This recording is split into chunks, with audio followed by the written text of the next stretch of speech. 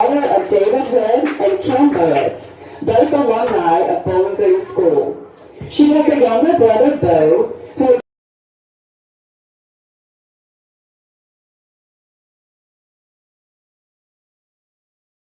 in kindergarten. It was her honor to serve as the 2011 Homecoming Court Flower Girl.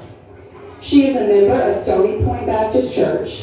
Catherine maintains a 3.7 GPA and is a member of the Senior Beta Club and Fellowship of Christian Athletes. Catherine has been a varsity cheerleader for 3 years and serves on the leadership team. Catherine has led in varsity softball for 4 years, receiving MVP honors last season. She was recently selected as an MAIS All-Star player and will represent the South at Jackson Prep in October. Upon graduation in May, Catherine will have earned 15 hours of dual enrollment college credit. Among other achievements, Catherine was selected by the American Legion Auxiliary to attend the Leadership and Citizenship Program, Louisiana Girls State. An accomplished pianist, Catherine has played piano for 8 years, entertaining guests at recitals, festivals, and social and school events. Her future plans are to attend LSU and major in nursing. A special time at Bowling Green for Catherine has been manning the pre-K-3 car line and helping out our youngest ducks. Catherine would like to thank her parents for providing the opportunity to attend Bowling Green. She also would like to thank her teachers and coaches for their guidance in preparing her for life and her future education. Her love for her school runs deep, and Bowling Green is her very favorite place to be. Catherine is being escorted tonight by her father, David Hood Burris. Ladies and gentlemen, senior maid, Catherine Burris.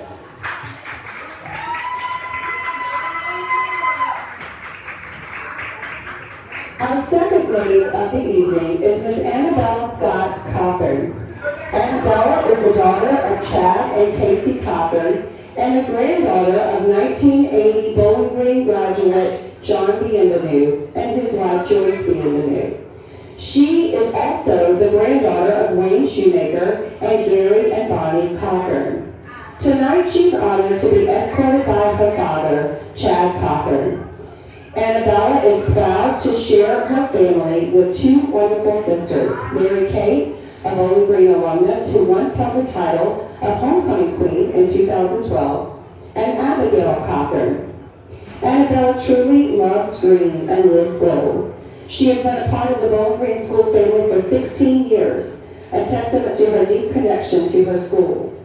She actively participates in various organizations such as the Student Council, Beta Club, Interact, and Nu Alpha Theta, where she contributes her time and efforts. She currently holds leadership roles such as Student Body President and Secretary of Beta, highlighting her commitment to her peers and her schoolwork. Annabella was honored to represent the American Legion Auxiliary Post from Bogalusa at Louisiana Girls State this summer.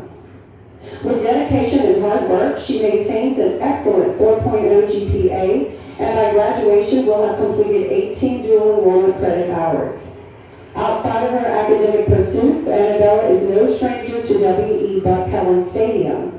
For over 12 years, she has danced under these gaudy night lights, progressing from a sparkle to a dancing doll, then a treasure, and now a buckinette. In her free time, Annabella enjoys hanging out with her friends, shopping with her mom, and spending quality moments with her nieces, Genevieve, who is in pre-K3 at Bowling Green, and Stella, a future Buccaneer. Additionally, she proudly served as a homecoming maid during her freshman year. As she looks to the future, Annabella aspires to attend LSU, where she hopes to study fashion merchandising. Her accomplishments and dedication are truly commendable. She would like to thank her peers for giving her the opportunity to represent the senior class on homecoming court. But most importantly, she thanks God for blessing her with this wonderful BG family. We are pleased to introduce to you tonight senior maid Annabella Scott Cochran.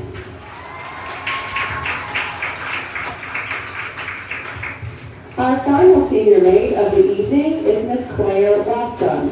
Claire is the daughter of Jared and Ashley Wascom.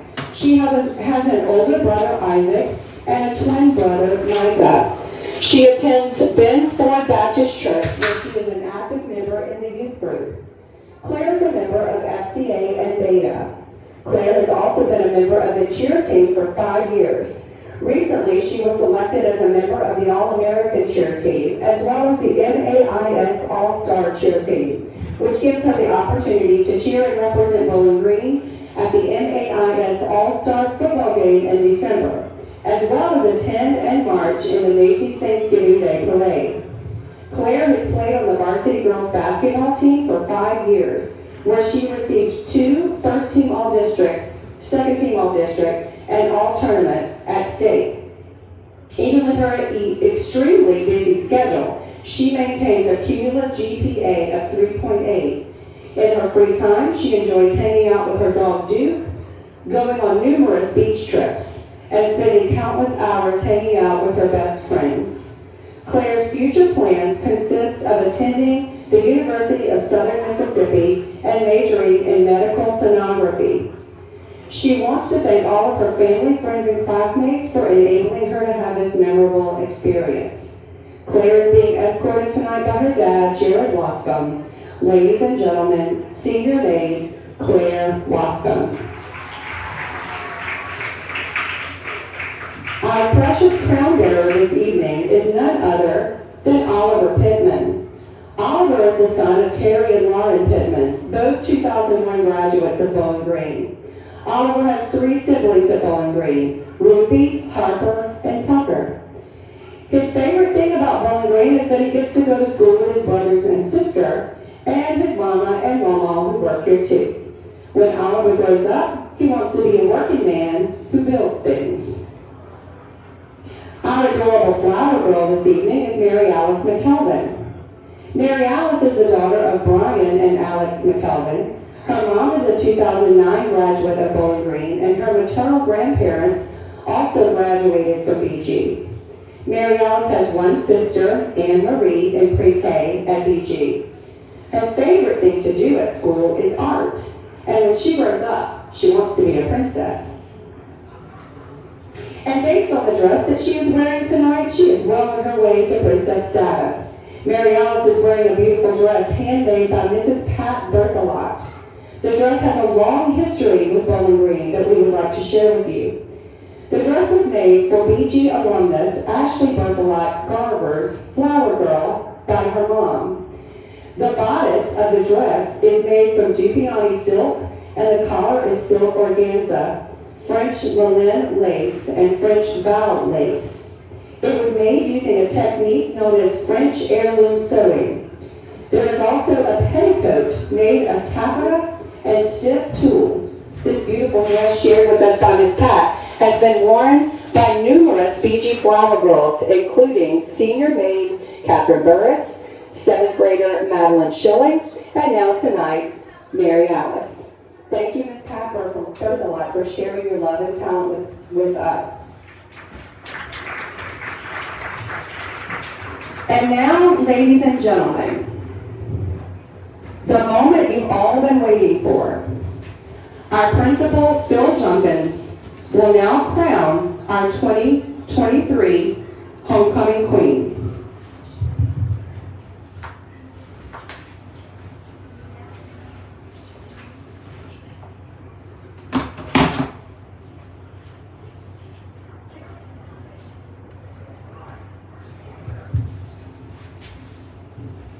Congratulations to our queen, Miss Annabella Scott Cochran.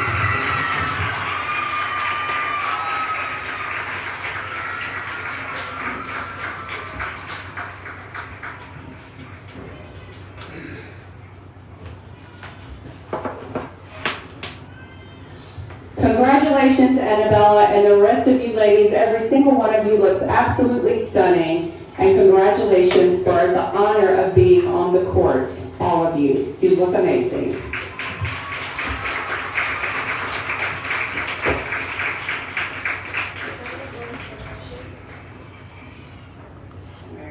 Yes, she was so cute. She certainly is. Every day you're home. Hart and Lily Katie. They are little prima donnas. And her little sister is a twin together, too.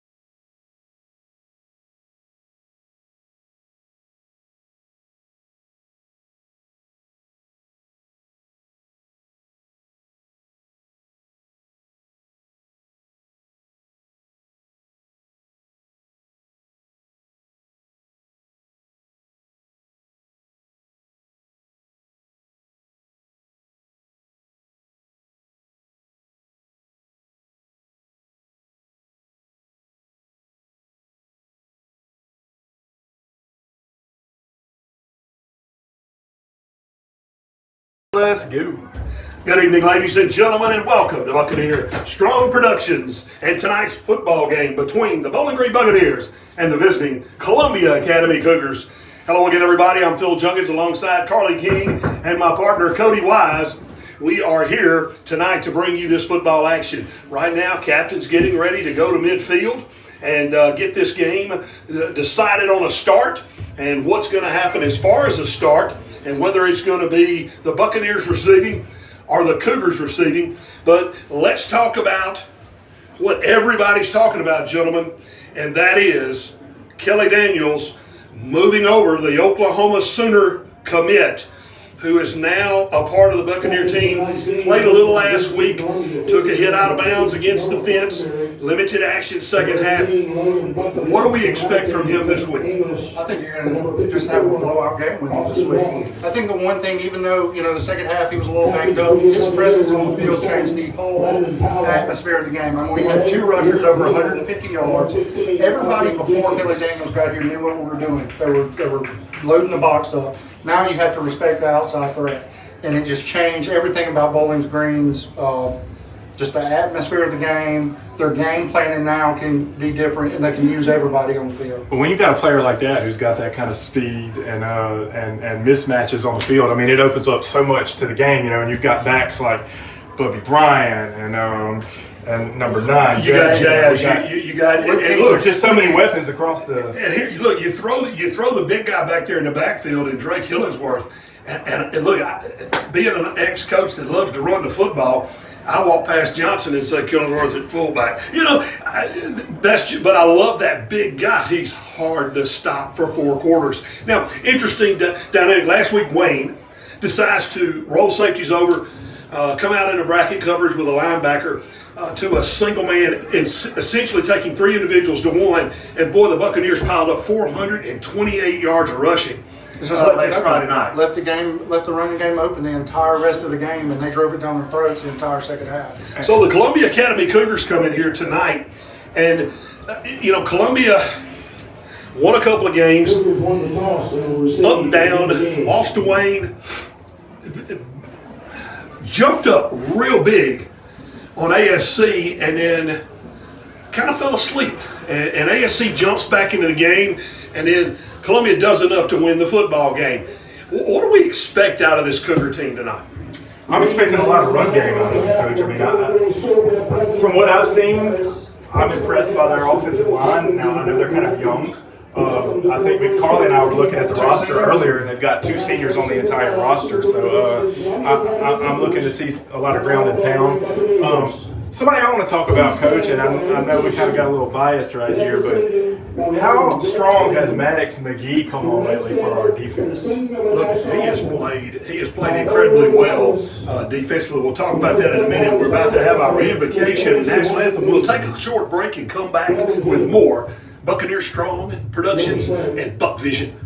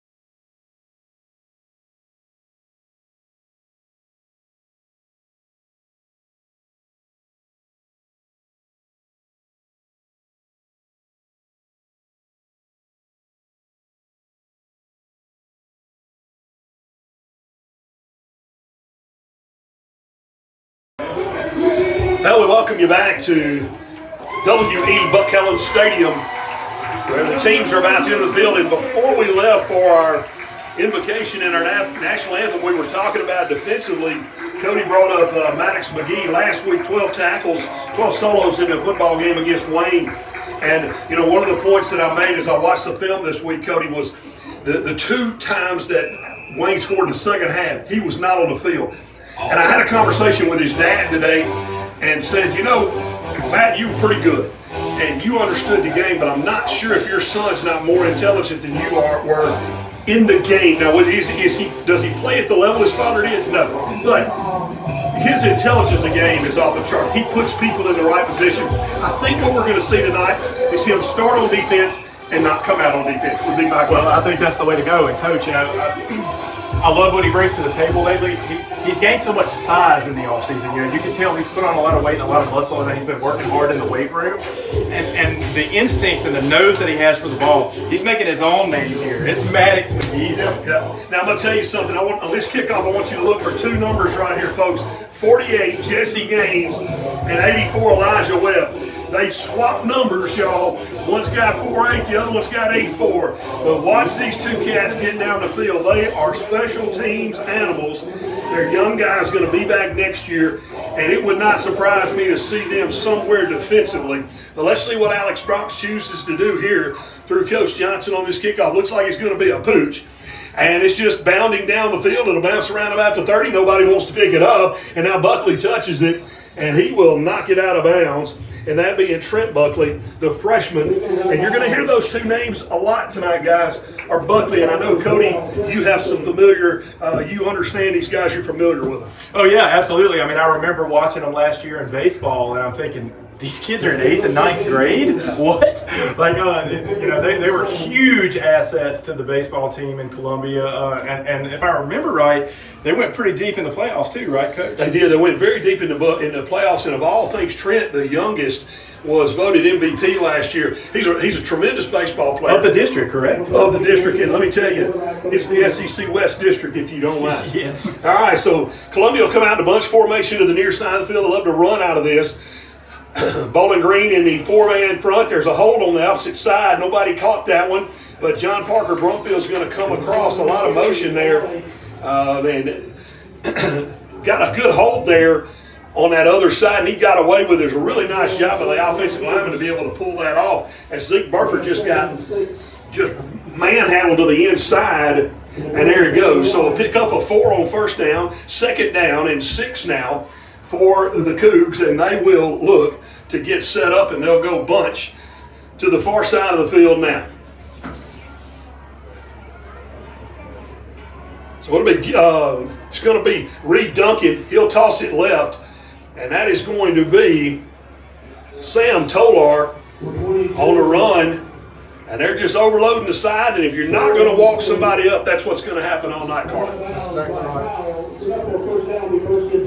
So big pickup for the Cougars on second down, and so it'll be first down and 10.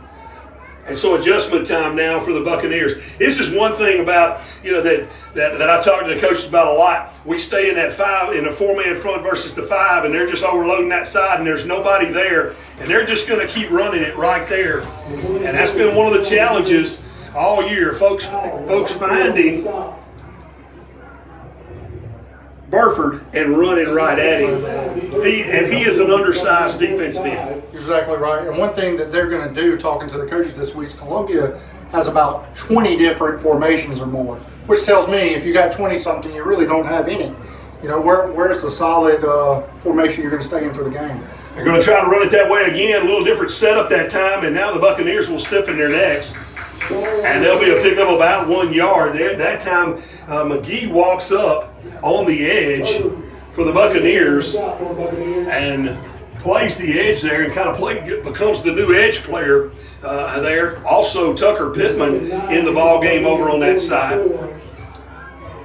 And so now they'll flip here to the near side of the field. And now let's see how Cam Seal will play it on this side. Tolar in the backfield along with Reed Duncan. Duncan going to roll to his right, wants to throw. Looking downfield, nobody there. Here comes the pressure, gets it thrown. Oh my goodness. What a great job and a great read by Trey Champagne. Excellent play. Starting tonight for Russell.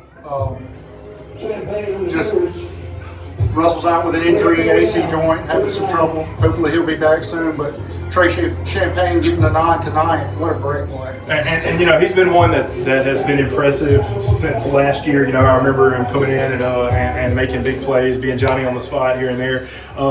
Just a great kid that can plug and play. Next man up, man. And it's true what you say there. Next man up, he certainly is. Trips to the near side. Duncan wants to throw it. He's looking outside of the Testing wheel again. and thought he had the wheel route and just couldn't get it there. Pretty good defense right there. Cam Seal screwed him up on that one. He messed him up on that one as Cam kind of sat in the pocket there. He came off and he couldn't see it. Folks, I apologize. It's the old coach coming out of me there. But it'll be 4th down. And the choice is on the Cougars. If they're going for this, TC Chambliss doesn't think he has a chance to stop Bowling Green. And he is going to go for it here. Big down for the Bucks. Duncan going to drop back. Look at, he's got a man over the middle. Had somebody. Here comes Frank Kilpatrick. Trey Kingsworth with the sack, and down goes Duncan, and it'll be 4th down in the Buccaneers. You don't give the Bucks field position like this early in the game. Absolutely not. First thing you got to do, get it in Kelly Daniels' hand. A great job and great discipline there by Killingsworth, staying at home. And he stayed with it. He just kept battling. But guess what? That sack came on the back end. The secondary did a tremendous job of making sure everybody was home. So here we go. Big offensive line versus a smaller front of Columbia. 1st down 10 Buccaneers at their own 45-yard line. It'll be Luke Hingle to the near side. Shotgun formation. Kelly Daniels in the backfield. Kelly's going to get it. He's looking for a spot. He's got it. Here he goes to speed. And he is down Buccaneers. Katie bar the door. The big guy's got it. And we said if he gets a scene, it's over. One play. K-Dog to the house. How about that, guys? And that just changes the whole game. That changes the atmosphere of the game. That changes all your game planning right there. Going back to and look, Cardi, you and I talked. We talked about this several weeks ago.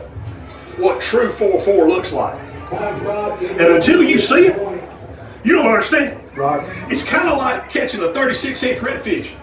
You don't understand it if you've never caught one. That's right. You're absolutely right. You don't know you've done it until it happens. And Daniels takes it to the house, and Alex Brock's going to say, enough. And the Buccaneer offense said, touche. Get back out there and play defense, guys. Here we go. One thing special about that touchdown to me is Kelly Daniels' family traveled all the way from Houston tonight. I think over 10 people. Correct. And that's awesome. Them getting to come here and see that. And what a way to welcome him in right off the bat. Absolutely. Looking for a big game out of him tonight. Well, and y'all, you know, you hear a lot of times when kids make moves like this, oh, they're not a good kid, or they're soft, or they're this, or that, or the other. Some of the things that have been thrown around this town. This is a really good young man. He is a quality human being, and I'm proud he's here, and he is just really gelled with the kids here at our school. But beyond that, 7-0 Buccaneers, 8:05 remaining in the first, one offensive play. Bucks stiffen their necks defensively, and here is Brock. He's going to bounce it at about the 20. It'll be picked up there, and the Cougars are going to return it. And, man, they get out near midfield. And Buccaneers are going to have to do something about special teams as Jackson Spear runs it out past the 40 right there. And Jackson Spear, he's another one, for the size and speed that he has and the agility, it really just, it's truly something to see as an 11th grader. So. Columbia does not lack athletes. Let's be very clear. They do not lack athletic people on their football team. Regardless, they're incredible on the baseball field. So 3-man front now. Here's a give up the middle, and there we go, running upfield at that. There's that play at the defensive end that gets us in trouble so much. We're upfield instead of squeezing on that particular play, and Jackson Spear, it just rushes it off. Be surprised if we don't see anything but this. Carly, why do coaches, you think, go away from things like that? So here it is, same thing. And they're picking up 4 or 5 yards. If I'm telling you, I never go away from that. I keep running this play. I keep running the same play over and over. Maybe the old Gary Hendry, stop me. Until somebody does something, I'm going to keep running it at you. And if you're going to be in a three-man front against this, yeah, your linebackers better be active. Andy Creel, run it again. Run it again. That's right. He learned that from the best. All right, here he is again. The Spear gets it 5-man front from the Buccaneers, and now nothing doing. And that's how you stop it. You jump up there in that 5-man front, and you say, okay, not going to happen. Yeah, you're going to have to beat me another way. And you're going to have to beat me throwing the football up top. So let's see what they do. 3rd down and about 4 yards for a first down for the Cougars.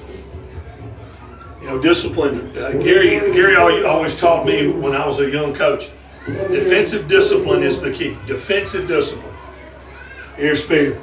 Backfield, they're going to give it to him. Looking for a run on the right side. He's got room. He's got plenty for the first down. And I tell you what, the left side of that offensive line for the Cougars is taking care of business right now against this Bowling Green defense. Yeah, I'll tell you, when I watched them on film here and there a little bit, I could see that they were very strong up front and love to run the football, and rightfully so. Well, they're gritty. They fly around. They come off the ball quickly. That's one thing I said about Columbia. I know they're young. A lot of people thought, well, this is going to be an easy game. It's not going to be an easy game. No. These guys come out and they'll hit you in the mouth. Well, and it's Bowling Green. It's Bowling Green and Columbia. Neither one of these teams like each other. Neither school likes each other. The parents don't particularly care for each other. That was proven last year when trying to leave their place. Their coach doesn't particularly care for us. And so, when it comes right down to it, if there's a rivalry game for our 4A schedule, this is it. Now, obviously, Oak Forest is just another animal when it comes to Oak Forest and Bowling Green.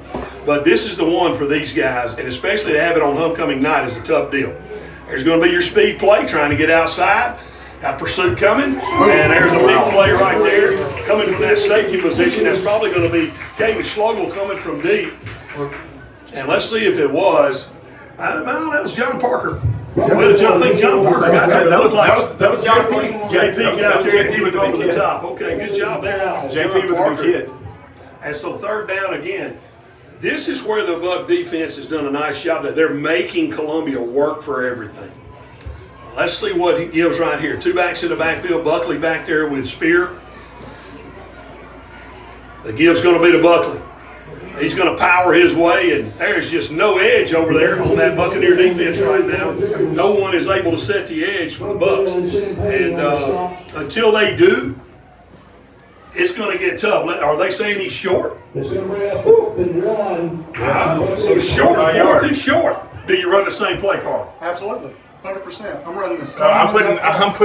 I'm putting big number 22 back in and running it. He's there. He's right next there. So let's see. Trying to draw him offside are the Cougars with Buckley back there. I'm just surprised they hadn't snapped it and run it right back where they want to go. Yep, there he is again. It's going to be an easy first down, maybe a touchdown. Nope, Buck's able to bring him down. They just got no answer to the edge over there. They got no answer. One thing, we're getting blown off the ball right now. We are getting blown off the ball. Completely all the way around, from No the middle doubt. to the edge. We're getting blown off the ball. They want it more than we do right now. We're on roller skates right now up front. Flag on the play. Oh, flag on the play. Let's see what the call's going to be. Was it a holding call? I believe it was a hold. Well, now, we did see Zeke Burford get accosted the very first play of the game. And so, all right, this changes the dynamic. So what do you do now? 4th down. Punting it deep to the Bucks isn't an option right now because you got to have Kelly Daniel back in the back end. So 4th and 11. And so we will see an empty backfield, looks like, for the Cougars. And I can tell you, Duncan is going to be looking Cole Fortenberry's way right on the first read. Fortenberry definitely is a target, but don't give Buckley up in that seam route here on the near side. Here we go. Buckley down straight. Here's the pressure coming. Ball's over the middle, and it is going to be knocked out of the hands by Caden Schlegel. The ball was on time. Schlegel was there to be able to knock it out. And now Louis 4th down.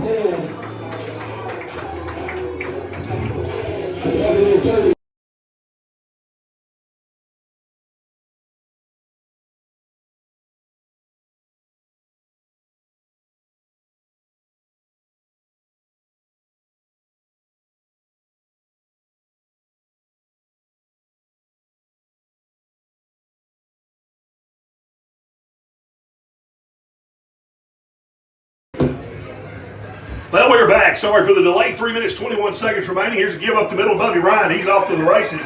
And to say that Bubby Bryant is off to the races is it's kind of an oxymoron because bumbling, stumbling, as Chris Berman used to say, Cody Wise, the grand old grandfather of ESPN there.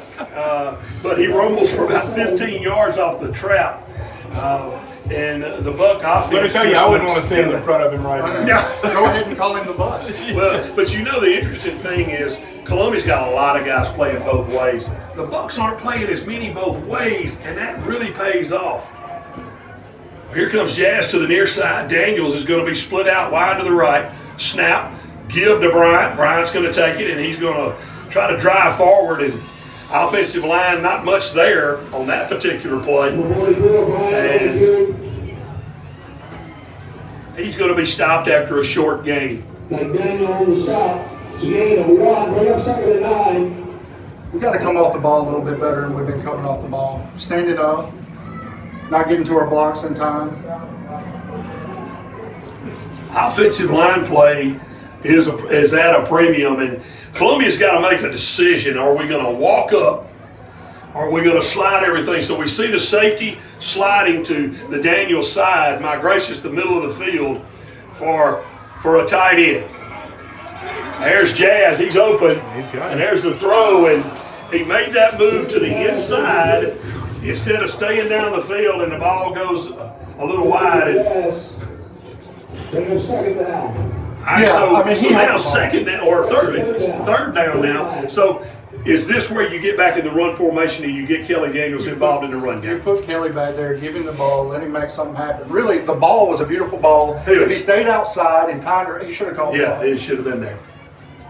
But now let's face it, Gabe Jazz is a guy that runs the football. Absolutely. He He runs it This- hard. That's his bread and butter, absolutely. Right. Now, when you're walking a safety over to double cover a receiver, the run game is there. Here we go. Here's the Buck sweep. There's Jazz. He's got room. He's going to try to get to the outside. He does. Good block by Kelly Daniels. And across the 40 goes Gabe Jazz. First down, Buccaneers.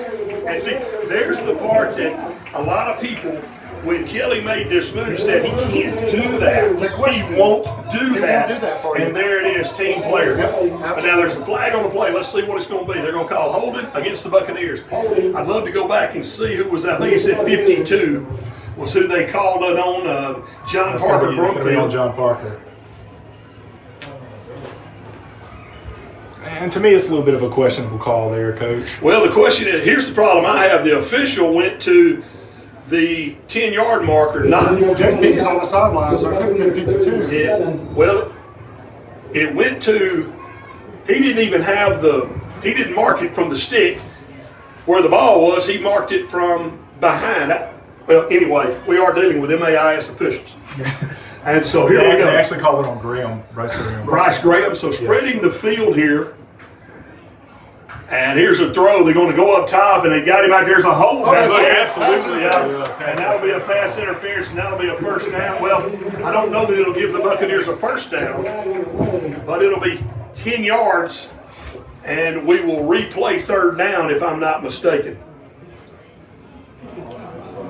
And I can tell you, going back to what Carly was talking about earlier, just having somebody like Daniels on the field like that changes so much. Because we get so much more creative. We're taking shots downfield now, Coach. Yeah. The last game you and I called, we're just running between the tackles a whole lot more. So And you love to see it. Yeah, and here we are in a third down and 5 situation, and what that does for the Bucks right here, folks, is it allows them, you got 2 plays for 5 yards, and they feel very confident in being able to do that in any form they choose.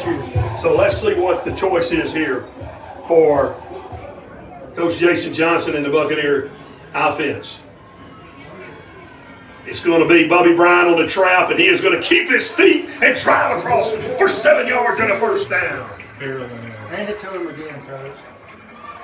Berkeley on the stop. What did David Pettit do? When they ran the ball, he did that hand. Get that hand and start spinning it. Run it Behind me again. again, baby. Do it again, Coach. Run it again. Jazz looks like trying to stretch out a little bit as he goes. And I think I'll put KJ back in the backfield and give it to him another. I'll tell you what happens, fellas. Our quarterbacks are in shape because they run to the sideline every time for a play. And so they better be in shape. LJ getting his jogging in. Twins to the near side, two tights. Snap of the football, want to throw it, got to get it to Daniels, get it to him in space, makes a man miss, makes another one miss, and he's going to go forward for about 6 yards. Pass complete to Daniels. And, you know, great job right there by Columbia to come in and tackle the football. But y'all, 7 yards on a simple hitch route. I think he had 3 spin moves on him. I mean, he's like a game. He's like playing Madden. Yeah, he's like a creative He's guy. like a creative guy. Like 99 agility. Yeah.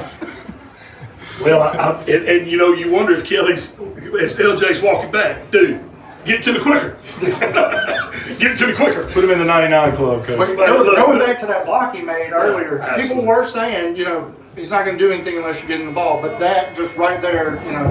Well, and that also brings that team closer, and I think that's what these kids respect about that young man. And of course, those guys up front want to play a little harder. And I tell you what, can't say enough about the 2 guards out there right now, Brody Estave and Jude Rawls. Look, Jude Rawls is one of the toughest hombres you'll ever come in contact with. Man, he's tough. And they're quick and they They can pull pull well. well. And, you know, Nicholls State, gentlemen, has, I believe, the best offensive and defensive line camp in the country every year. Top NFL coaches come. I mean, it's a big deal.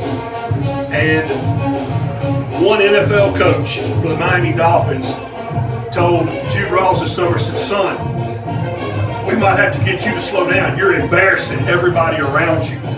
Now, Jude said, I kind of looked at him, coach, and I wasn't sure. You know what? That's a compliment. That is the Absolutely. ultimate That's an compliment. ultimate compliment. That is the ultimate compliment. Coming from the highest level. Absolutely. You are giving such great effort that everybody around you, it looks silly, and that's the type of guy he is. So I see John Parker now going back out at that guard position. But let's see what this offensive line can do. You got Bryce Graham at the left tackle. You have John Parker. You got big fella Leroy Bruce at the center. Cale McDaniel at the right tackle, and Jazz off of the inside trap. A little different look of the trap there. Everybody on the defense saw Kelly Daniels going to the opposite side. Absolutely. And It just opens up. It just opens everything And it up. opens, changes the dynamic, doesn't it? Changes the dynamic completely. Raiden Raybert into the ball game now, so looks like Kelly might be dropping into a back position here, or either get those two. And Raiden is sneaky fast. Well, let's talk about sneaky Raiden and fast. his big moment a couple of weeks ago. Absolutely. How What a about big, that? big play at Central How Hines about with an that? 82-yarder. hit him in stride and he never let up. How about that? Love to see And it. I asked him, I said, what made you run so fast? He said, Coach, I'm going to get tackled. And I was, then when he saw the end zone, it was all about it. So here we go. Here's this wheel route, and if it gets thrown up, Pretty ball right there. that was a great throw. Pretty He found the fast. first open guy, got it to him, but boys and girls, had he just looked a little Wide open second, in the end zone. that speed was, you know, you got to wonder if LJ's sitting back there going, Kelly, I don't know if I can throw it that far that fast. But, I think the one thing that makes Raiden fast, let's be honest, he's wearing number 11. I was known as a speedster at 11. No, That's what it is. That's what it Yeah, is. that's what it is. no, it's in his genetic pool. It is right. His His pawpaw football was pretty can fast. fly. All right, here we go. Twins to the opposite side of the field. Burford to the near side. Here's the speed coming. Give to Daniels. Going to be a flag on the play. Flag on the play. So maybe a false start. It will be a false start on the Buccaneers. So to back them up 5 yards. And I think what's happening is it looked like LJ was commenting on the defense as calling the snap count, and they cannot do that. But hey, that's okay. Here we go. So first down and 15 for the Buccaneers. 10:49 remaining here in the second quarter. 7-0 Buccaneers. Double wing formation. Give is going to be the Jazz on the Buck sweep. Breaks one tackle. Still battling ahead inside the 20-yard line. And he will pick up 6 yards on that carry. They're going to mark him down right at the 20. Looked like he was above, past the 20. You know, guys, last week we go to Wayne and we a play where Daniels was hit 7 yards out of bounds up into the fence. And, you know, one of the complaints of folks and officials is hustle, being in position. And I had to tell somebody this week, I said, y'all do realize that every one of them is averaging about 50, 52 years old. It's hard to do that. Here, Luke Hingle on the carry inside the 5-yard line, first and goal, Buccaneers. Great job by the offensive line. And a great job by the offensive Great line. We had the thing. same thought on that when they fired off the ball. You could drive a freight train through that hole. That's what you've been calling for a little while there. But here's the other thing, though, Cody. You talked about earlier. They're rolling that safety over on Daniels. There's nobody There's there. nobody there. There's It nobody changes there. everything about it. Big Dre Killingsworth at the fullback to give to the big guy, and he's rumbling, bumbling, stumbling into the end zone, touchdown. Buccaneers.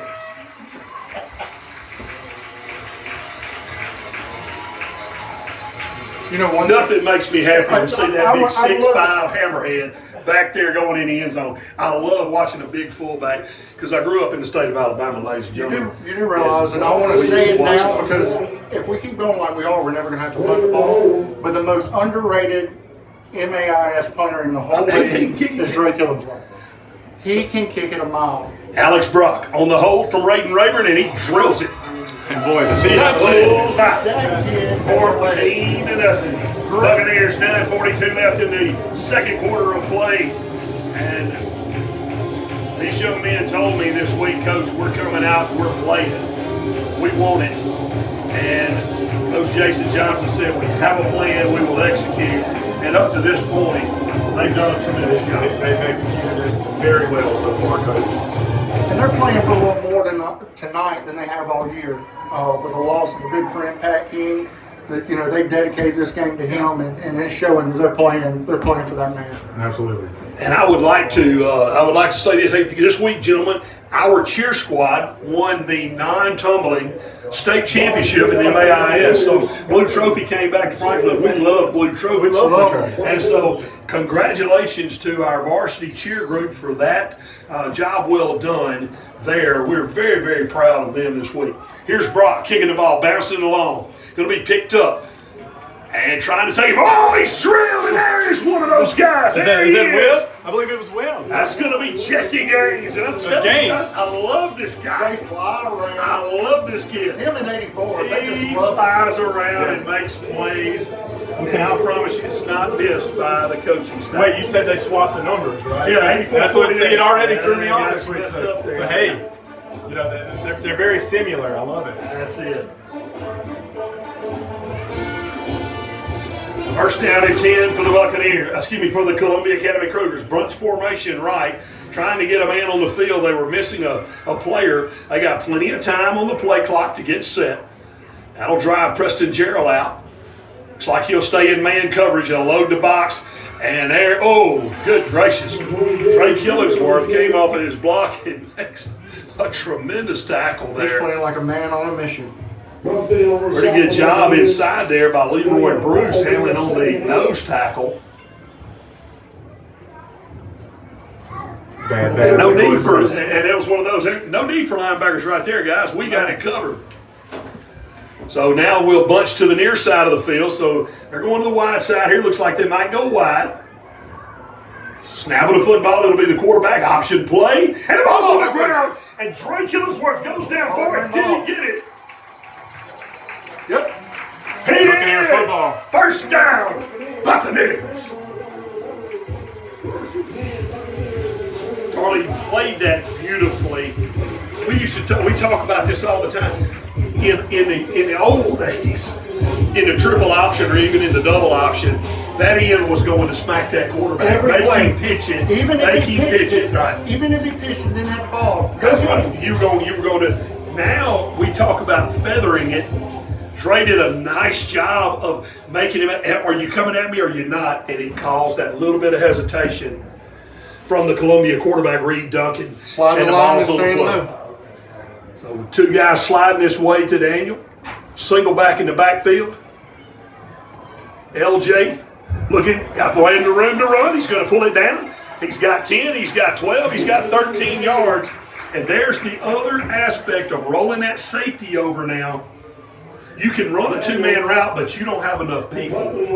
And that quarterback is mobile enough, and first down Buccaneers. There's just so many weapons on the field and so much creativity. And everything And just it's been a changes. while since we've been in a situation here at our school where we've had these type of weapons. Now, obviously, Coach Johnson and his staff assemble them and put them in different looks on the field, but I love the way it's being mixed up tonight with spreading the field, with tightening the field. They just give you so many fun looks.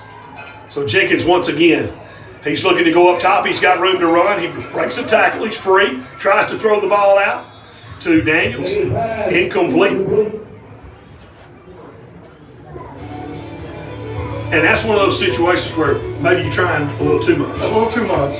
Put him back in the backfield, simply down and get the ball in his hands. Don't go to sleep on the tight ends right here. Yep. Now, we haven't had a tight end catch football in a while, but don't go to sleep on them. They might just catch one here in a minute. Well, last week Wayne Academy fell asleep on one. We had one to Dre.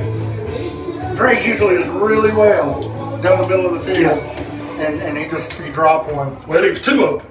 Yep. He didn't have anybody around him, make him nervous or anything. So now check this out. 3 men out of the box right here. And now Coach Johnson going to have a conversation with the Buccaneers. Gentlemen, 14-0, 8-13 left in the second quarter. Your assessments. Well, So far. I was just going to come to you about this. What's going to be the Jenkins dialogue right here on 2nd and 10 with 8:13 left to go in the first Well, on half? 2nd and 10, I'm going back to the trap. They haven't stopped trap all night long, and it's going to force them at some point to bring that safety back. And if they don't bring the safety back, the Buccaneers are going to rush for 350 yards, and they're going to beat you 35-0. Now, if all you don't want to have happen is Kelly Daniels score a touchdown, then that's what you're going to have to do. But they just proved a little bit ago in a particular formation, and if I was in the ear of Coach Johnson, I'd say, Coach, go back to the wheel route right here. Tell LJ, hang another second, throw the ball out to up top, and let the man go get it. Absolutely. I think they should go wheel route right here. But now, if I'm a betting man, If I'm a bet, I say it's 44 on the trap, but I've been wrong before. so they're back in the same formation. They ran the wheel route. They got Zeke Burford out wide. They're set up for it right now. Well, it looked like they were going to have him in the wing. So now we're going to call another timeout. I guess that's going to be Columbia calling this timeout. If I'm Columbia's coach, I'm not sure who we have on the clock tonight, but we got to get our timeouts correct on the board so we absolutely. know. You know what I'm saying? Right. Look, let's take an opportunity right here, guys, to thank our sponsors. Creel Brothers Construction and Jason Creel and Scott Creel and Mr. Mike Creel, all of the fine folks at Creel Brothers Construction, Jenkins Construction and Asphalt out of Covington, Louisiana, Obita Lumber, Mr. Jim Andrews and the great folks at Obita Lumber, and Mikey Engel, attorney-at-law. We thank you so much for your dedication to our program. And, you know, without those type of folks, that we can't do these types of things. Absolutely. Great crowd tonight at W.E. Buck Helen Stadium. Homecoming celebrated the 50th class today, and had a little fun with Luke Brooks as Luke asked if he could have a chair to sit in on the float today. And I told him, man, you know, Luke, that's a lot of years. Here we go, inside Jazz on the trap. He's got a lane. Look at him. He's going to get outside. That's going to be 6. Touchdown. Buccaneers. And you know, he kept going outside. All he had to do was turn upfield. Oh. What would Coach Hidry be saying right now? Well, he'd be in his ear. He's Boy, already made a touchdown. get He upfield. jerked Get the face upfield. mask. Had him in the face mask. Touchdown, Bucks.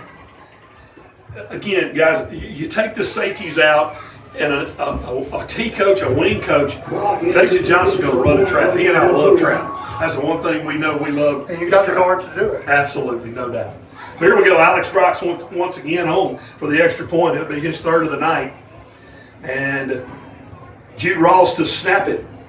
Raiden Rayburn to hold it. And Brock dots it. Good. 21-0. Buccaneers, 8:06 remaining in the first half of play. And we once again are going to thank our sponsors, Creel Brothers, Obita Lumber, Jenkins Construction and Asphalt, and Mikey Hinkle, attorney-at-law. So guys, what do you think we see out of Columbia? What type of approach? Do we hit the panic button yet? No. Or are we, no? Oh, for them? For them? Yeah, not us. Here's the thing. If I'm Thomas Chambliss right now, their head coach, I'm like, I got to find a way that my kids don't quit, that they don't stop, that they keep fighting. And so that's going to be the question right here on this drive. Does this Buck defense, now on the flip side of that, do the Buccaneers fall asleep a little bit?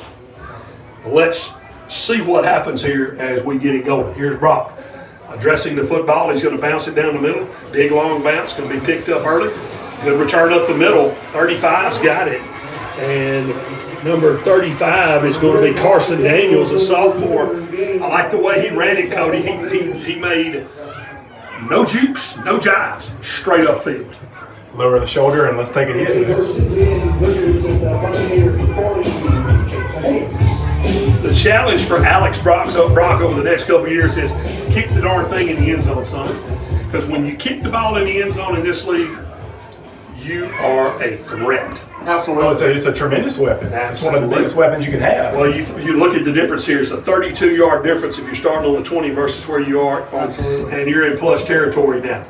Here's a give off the left side.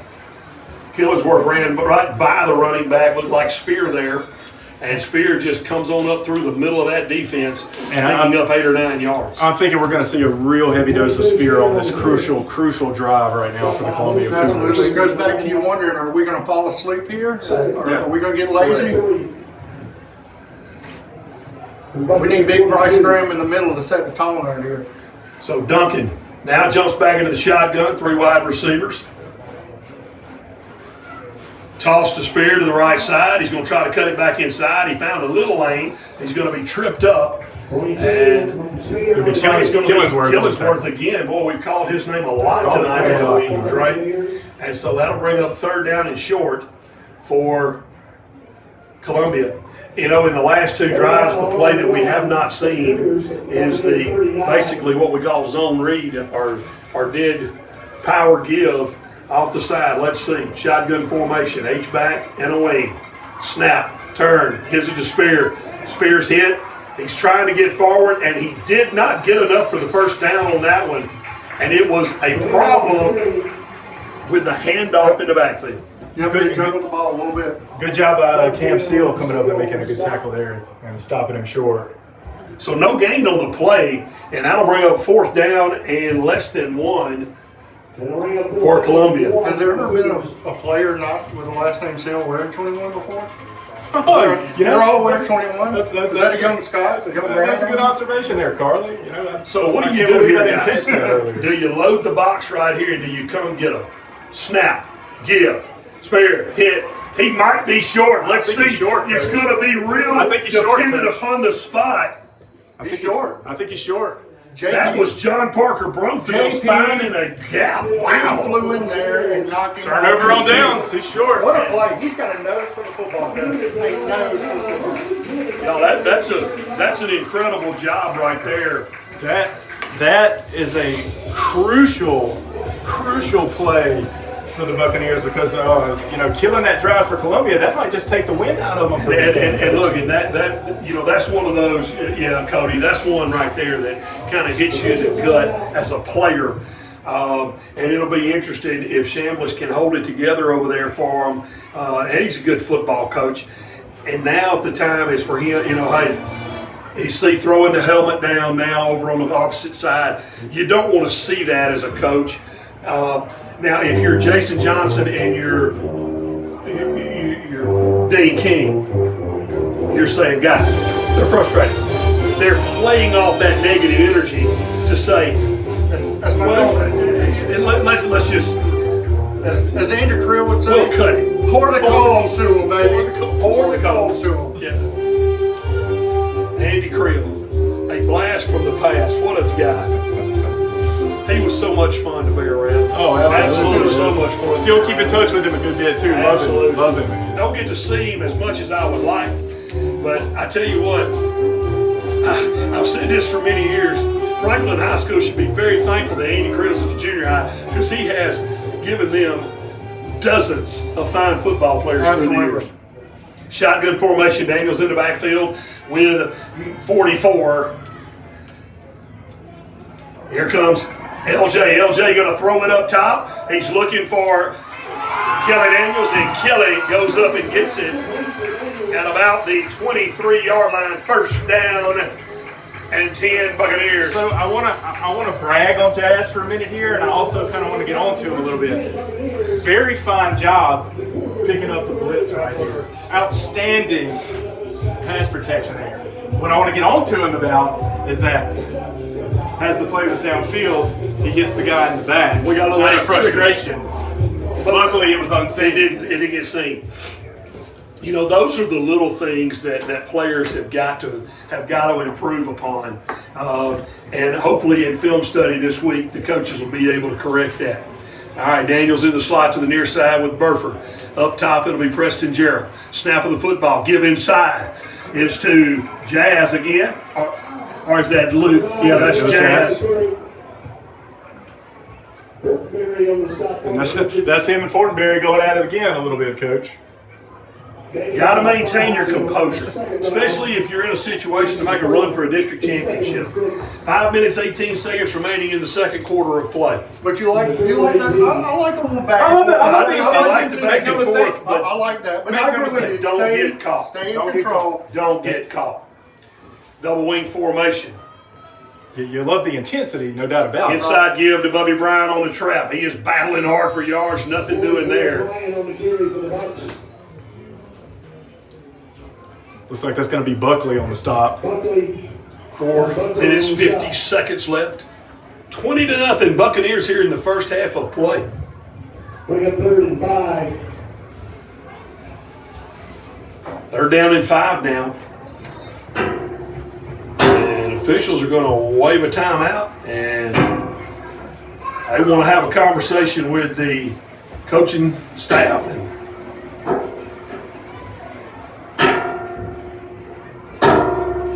Gentlemen, and look, we always have fun with officials, but we do have a serious problem in our associations. In Indiana last year, over 380 softball games, girls softball games had to be canceled for lack of officials. In our association, the average age of an official in high school football is 56 years old. Wow. Now that's average. Our oldest is 82, and he's still doing football games. You know, we're not seeing that younger generation get involved, and I guess if you're getting screamed at all the time, nobody wants to. I was just fixing to say, Coach, that's on the other side of the coin there, it would be kind of difficult to want to do that. Gentlemen, I've never. I think there's a lack of control. Yeah. What did you just say? Make sure you say that into the camera. Cody, please don't. Please don't. Yeah. I was going to be facetious and say I've never yelled at an official before. Unfortunately, I have. And look. You haven't tonight. I haven't tonight. And Yeah. I guess now that I sit on the seat that I do, it is clear understanding when you really look at the numbers and you understand how few gentlemen are out there doing it. We just try to be respectful and do the best we can with what we got. But I will tell them this, if you're of age, get yourself in shape and get in position to make proper calls. That's the only thing I ask. All right, Bubby Bryant back in at the fullback position. It'll be Hingle and Jazz at the wings. Daniels out there on the island himself. Here's a give inside to Bubby Bryant. He's got a little hole to run in. He'll bang forward. He's going to go inside the 15-yard line to a down around the 14. And he is going to be close to first down territory. Close to first down territory. 4th down. On the run. On the 14.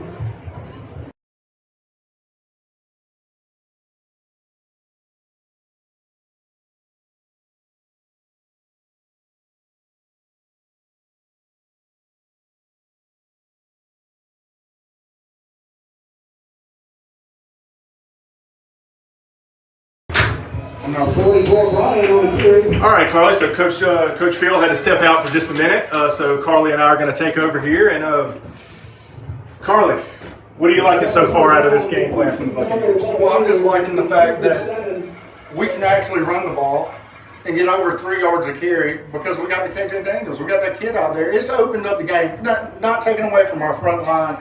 They have played tremendous tonight. I have to give them that.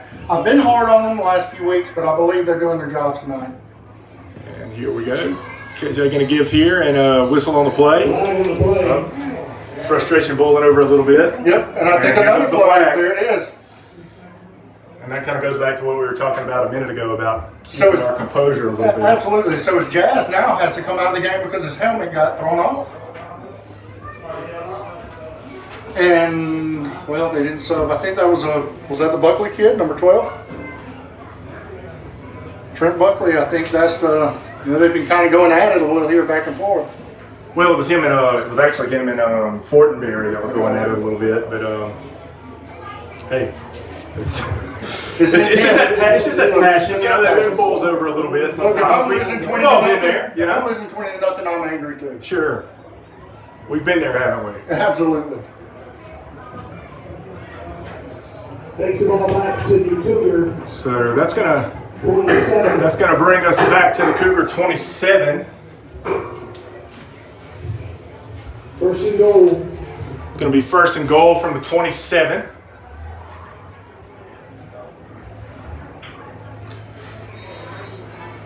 Buccaneers back to the line of scrimmage.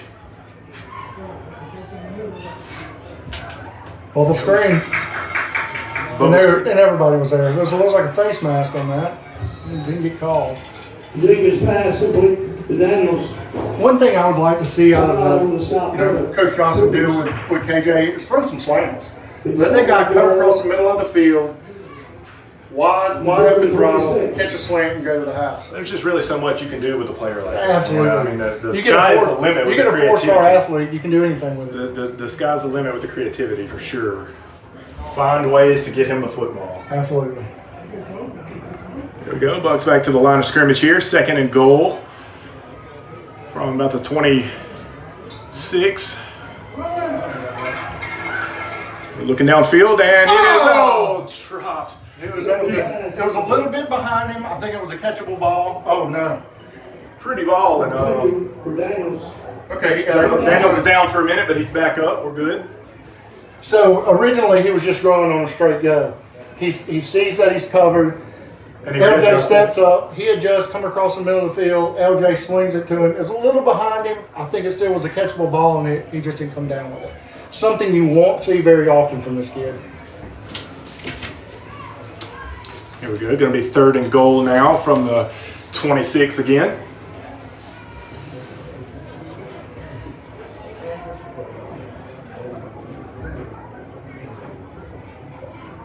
Bucks to the line of scrimmage. Oh, and he keeps it. He's going to keep it. He's going to turn it up, and he's going to break some tackles. He's going to get down to about the, what are we at there, Carly? Looks like the 5. About the 5-yard line. Fortenberry on the stop. Right on the 5. Great read. He held it all the way through to the running back, pulled it at the last minute. We had 2 linemen running downfield, lead blocking for him. It was wide open. Great read. Fantastic read. Way to tuck and run there. And that's going to bring up fourth down here. And what are you doing here, Carly? Are you going to rely on the leg of Brock here, the money foot? Or are you going to, hey, let's just keep rolling, go for it. I'm going for a touchdown. Hit him back. Welcome back to Coach Junkins, back in the booth. We are back. You guys go ahead. I'm out of breath. Hands it off to Bubby, and he looks like he's going to be stopped right at the point. Brian O'Leary. Takes ball down to the. Going to fall short there at the 1, and that's going to be a turnover on downs. And the Cougars are going to start the ball at their own 1.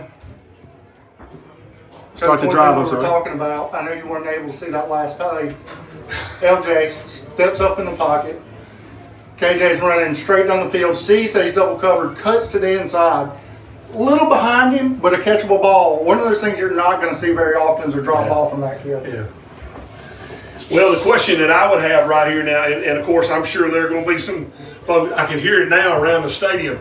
Well, why didn't we throw it to him on 4th down? Might be a good question. Maybe. I mean, let's face it, who's the best athlete on the field right now? Big one. So maybe we throw it up to him, but hey, it's hard to go against the big fella. I was going to say, I like the bruiser, baby. I like the play call inside the 5 yard rhythm. I really like it. from. I'm Oh, a power eye, absolutely. 2 tights. I'm running the football. I'm just saying, I like you the know, play there are call. naysayers I know. among us here. Well, you know, you're going to have that in every way, shape, It or doesn't form. matter in where anything. you are, is it? It doesn't matter where you are or what you do. You're going to have that. Well, I tell you what, I wouldn't want to be Columbia right now inside the 2-yard line with the football against this defense trying to get out of a hole and going in an empty formation with Drake Killingsworth coming after me. So here's the snap. Quick throw out to the right side on the slant. They got their man. Pretty good throw right there. Great play. That was like a the very call. good play to Fortenberry. And if you're going to go, you got to know it's going to Fortenberry. If I'm Columbia, I keep doing that same thing. Absolutely. Keep doing that same thing. Snap. Okay, we'll throw it again. Doing it again. Good ball Made a right man there. miss. Hey, look, good move by Fortenberry. Hey, I'll tell you, I was pretty impressed by the arm there on Reed Duncan. Yeah, don't get me, look, Reed can play. Reed's a heck of a player.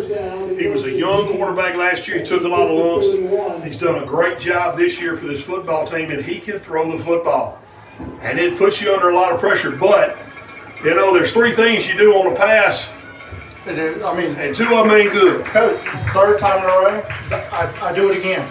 I keep doing it. If they're gonna go into a 4-man deep cover 4 zone and just not stay tight on me, I'm doing it every Well, time. but if I'm under a minute, I don't know if I don't do the same thing, and I'm just going to keep tackling you. And in 58 seconds, it's going to be very hard for you to get down the field agree. because I think you might have used your last time out. And if you want to stop and try to get a guy deep, that's when they've had Exactly. problems with their pass rush and especially And you Killingsworth. know that's coming after these 3 plays in a row. They're sucking you in, sucking you in, sucking you in. Wheel route's gonna come any minute now. Absolutely.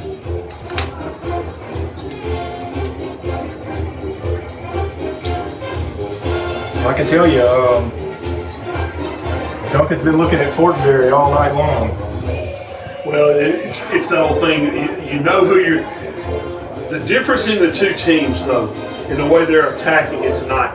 You got one team that says, "We know he's your best player. We're not giving up everything we do for you." On the other side of the football, Columbia's giving up everything they do for watching out for Kelly Daniels instead of playing it. Now on the last drive, obviously, you have a ball that's dropped, possibly could have been caught. I didn't see it, so I can't make a good assessment of it. But at the same time, you know what you've got. So now check Fortenberry. He's in the slot to the near side, folks, on your screen. Looking right, ball in the air. Almost picked off out there by Cam Seal. Cam Seal, There great you job. go. And again, we teach these kids, eyes of the quarterback now, once you drop into your space, eyes of the quarterback. And if the eyes of the quarterback stare, you know the ball's coming in that direction.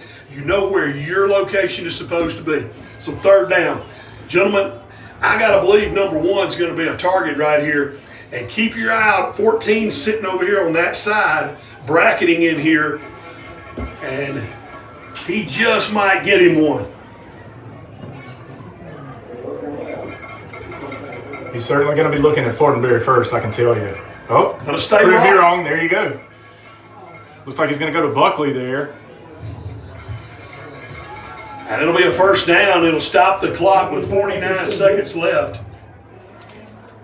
But boy, hasn't football changed, guys? From years ago? Tremendously. It's basketball on grass now. When it comes right down to it, it's crazy. You know, it really truly feels like so many times it's basketball on grass because it's throw, where used to it was just pound, punt, pound, punt. Tight end dog, pound, Right, pound, pound. that's right. Pound, 3 yards in a cloud of dust That's isn't a thing right. anymore, I can That's tell right. you. Now, if anything we can say, the entertainment value is up. Unless you're an Alabama fan like me and you've been watching the debacle that is our current team right now. And it Coach, thrills me. it I know thrills me. I know you two I Tiger can guys, tell you. it thrills you greatly, but you know what? We'll still. There you go. Coach, we got one game at a time. We got the Hogs tomorrow. We're not worried about Alabama. Well, we have the Kiffinator coming to Tuscaloosa tomorrow, and I'm afraid that the Alabama offensive line that everyone has touted as being this wonderful group, the 360-pounders, they may be 360 pounds, but they're slow. Well, I can tell you, Saban will get it together today. He always does. I hope you are And, right. and I think your quarterback situation, that kid's going to step up this week too. We shall see. I don't believe it yet. Anyway, twins either side of the field, single back in the backfield, 10 personnel. There's a throw, trying to get it out. Everybody covered deep. Couldn't get the ball out. And Cam Seal all over the defender. And they're going to call a flag, but the ball was behind, the player was behind the line of scrimmage.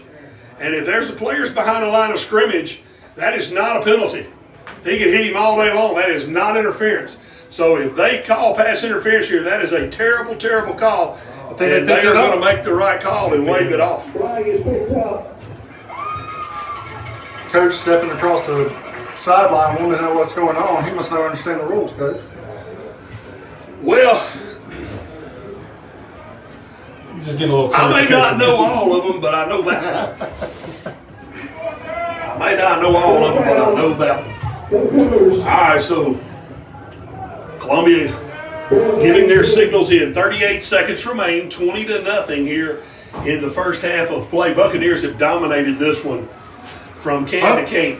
And they throw a flag on the coach. He never shut up. He came across that sideline and he's been chewing. And finally, the ref had enough. Here goes some more. He's ready for He's some on more. the field. He's going to be ejected from this one, I promise you. Or if he's on the sideline water, he's fixing to get ejected. And quite frankly, gentlemen, by the rules of the MAIS and the AAC, him coming onto the field that far should be an ejection. And what we're seeing here is we're seeing officials being very lenient. And you know what? This is one of those times when a guy probably ought to walk over and say, "Thank you, Mr. Official." Because It doesn't look like that's the case, though. Well, when you get- He's still on it. Look, when you get tossed, that fine is stiff. That fine is stiff. Do you know a thing or two about that? Hang on. So, And what do we got here? No penalty. Wait a minute. Explain this to me, Coach. What just happened? A coach I calls think it all was the way a- across the field and they pick up the flag? I gave him a sideline warning, and he just didn't say anything to him about coming onto the field. Well, I can tell you, lenient is a very light word for Well, this yeah, situation. that's an interesting one. That's an interesting one to say the least. Rayburn back at around the 29-yard line. Right back for the Buccaneers. He's going to try to fake it, throw in a pass, and nobody there. And the Buccaneers will have an opportunity here with 35 seconds. And gentlemen, if you have 35 seconds left, I think the Buccaneers have one timeout remaining, and you got. I'm taking a shot. I'm taking a shot. I'm taking a shot, After Coach. that coach walks across the field and nothing gets called, I'm running it up as much as I can. So the question's going to be the one play I talked about earlier, guys, that I haven't seen us go back to is the wheel route. That's exactly what I do right here. Let's see what happens right here with the Buccaneer offense. See what Jason Johnson has dialed up right here. Wonderful crowd tonight on hand.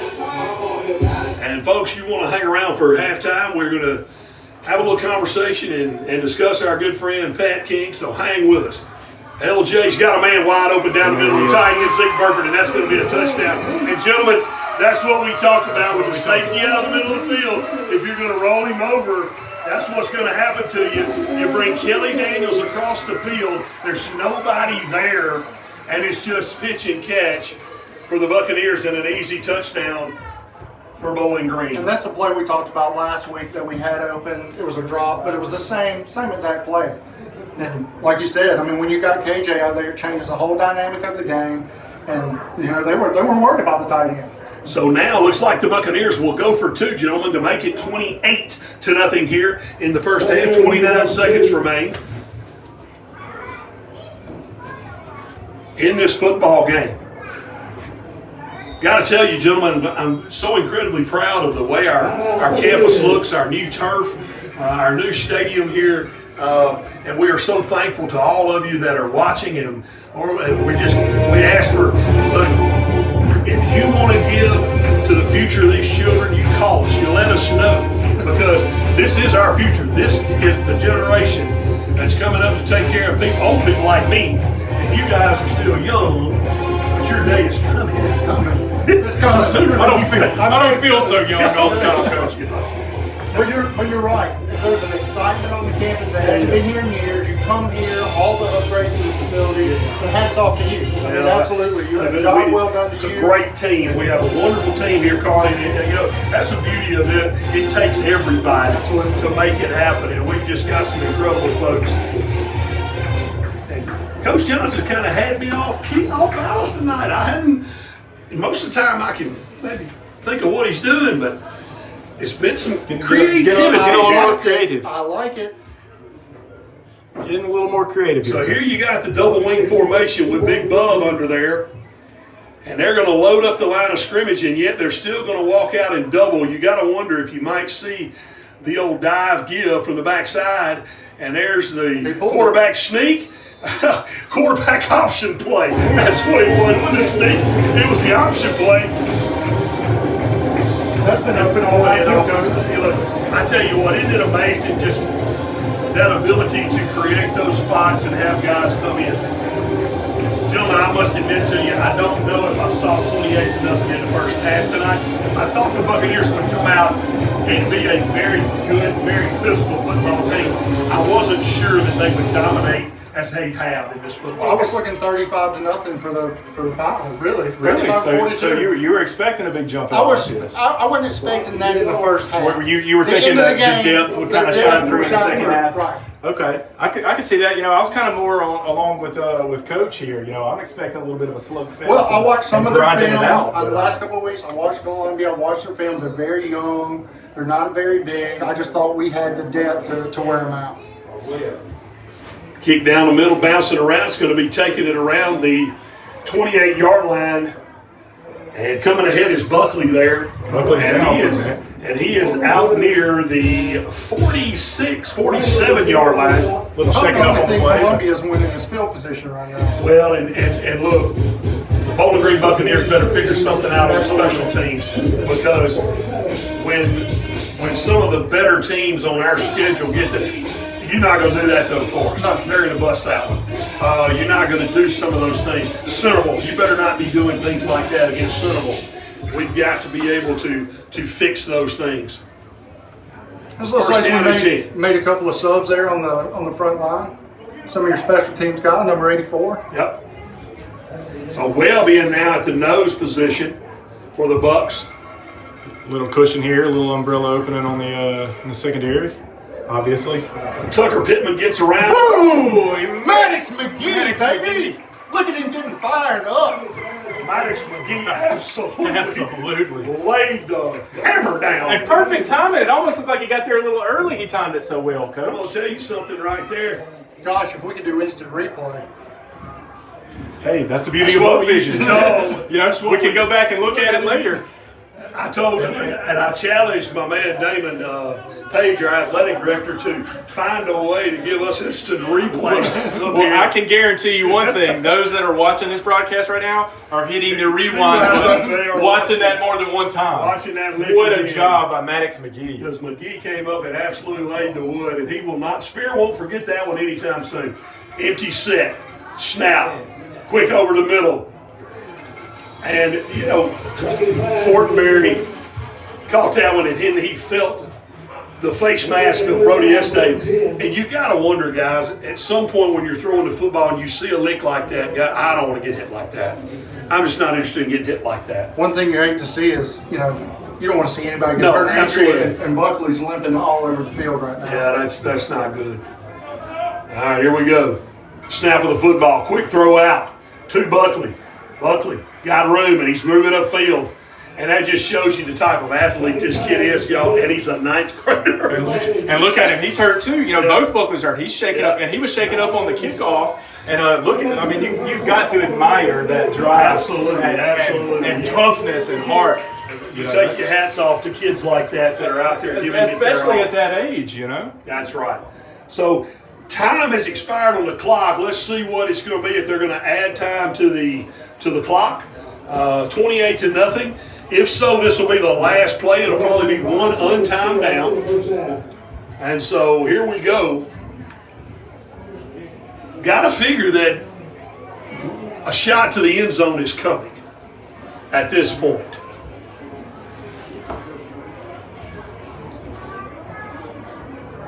Boy, I'm gonna have to get on our clock director.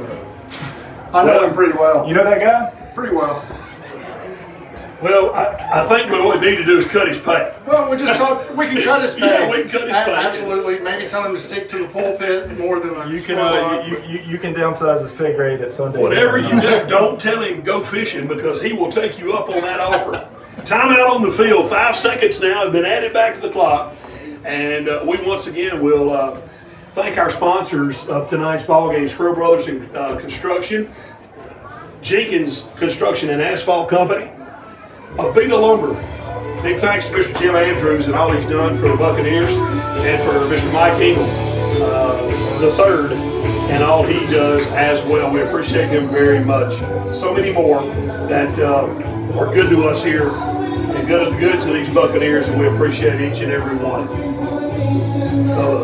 Buccaneers have gotten the job done here in the first half of play. And so we are playing super deep here. And gentlemen, without question, I can tell you, 84 is looking to get a sack right here. That's his sole goal in life right here, is to get to that quarterback. Crank the motor. He has one. I told him the other day, I said, you like the Energizer Bunny, except somebody's hit you with a cattle prod. Empty backfield. Here comes the rush. And here comes Webb. Webb chasing the quarterback down. Oh, did he get him? No. Ball is up in the air. And it'll be out of bounds. And that'll do it for the first half of play. Buccaneers 28. Cougars nothing. We're going to take a break. And when we come back, we're going to have a real candid chat about our good friend, Pat King.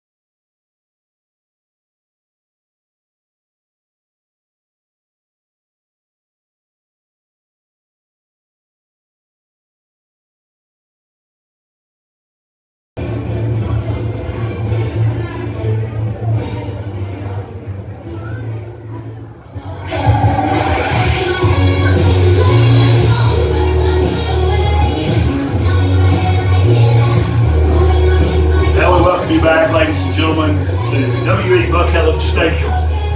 We're at halftime, and the Buccaneers are up 28-0 over the Columbia Academy Cougars. And this week has been a tough week for us here. Cody at Bowling Green, as we said goodbye to a very dear friend and a coach and someone who has meant so much in the lives of young people here, Pat King. And we just we wanted to take some time tonight, you and I did, and remember our friend. And I'm going to let you start. Well, I can tell you, I want to speak my timeline on Coach Pat King and kind of where I started with.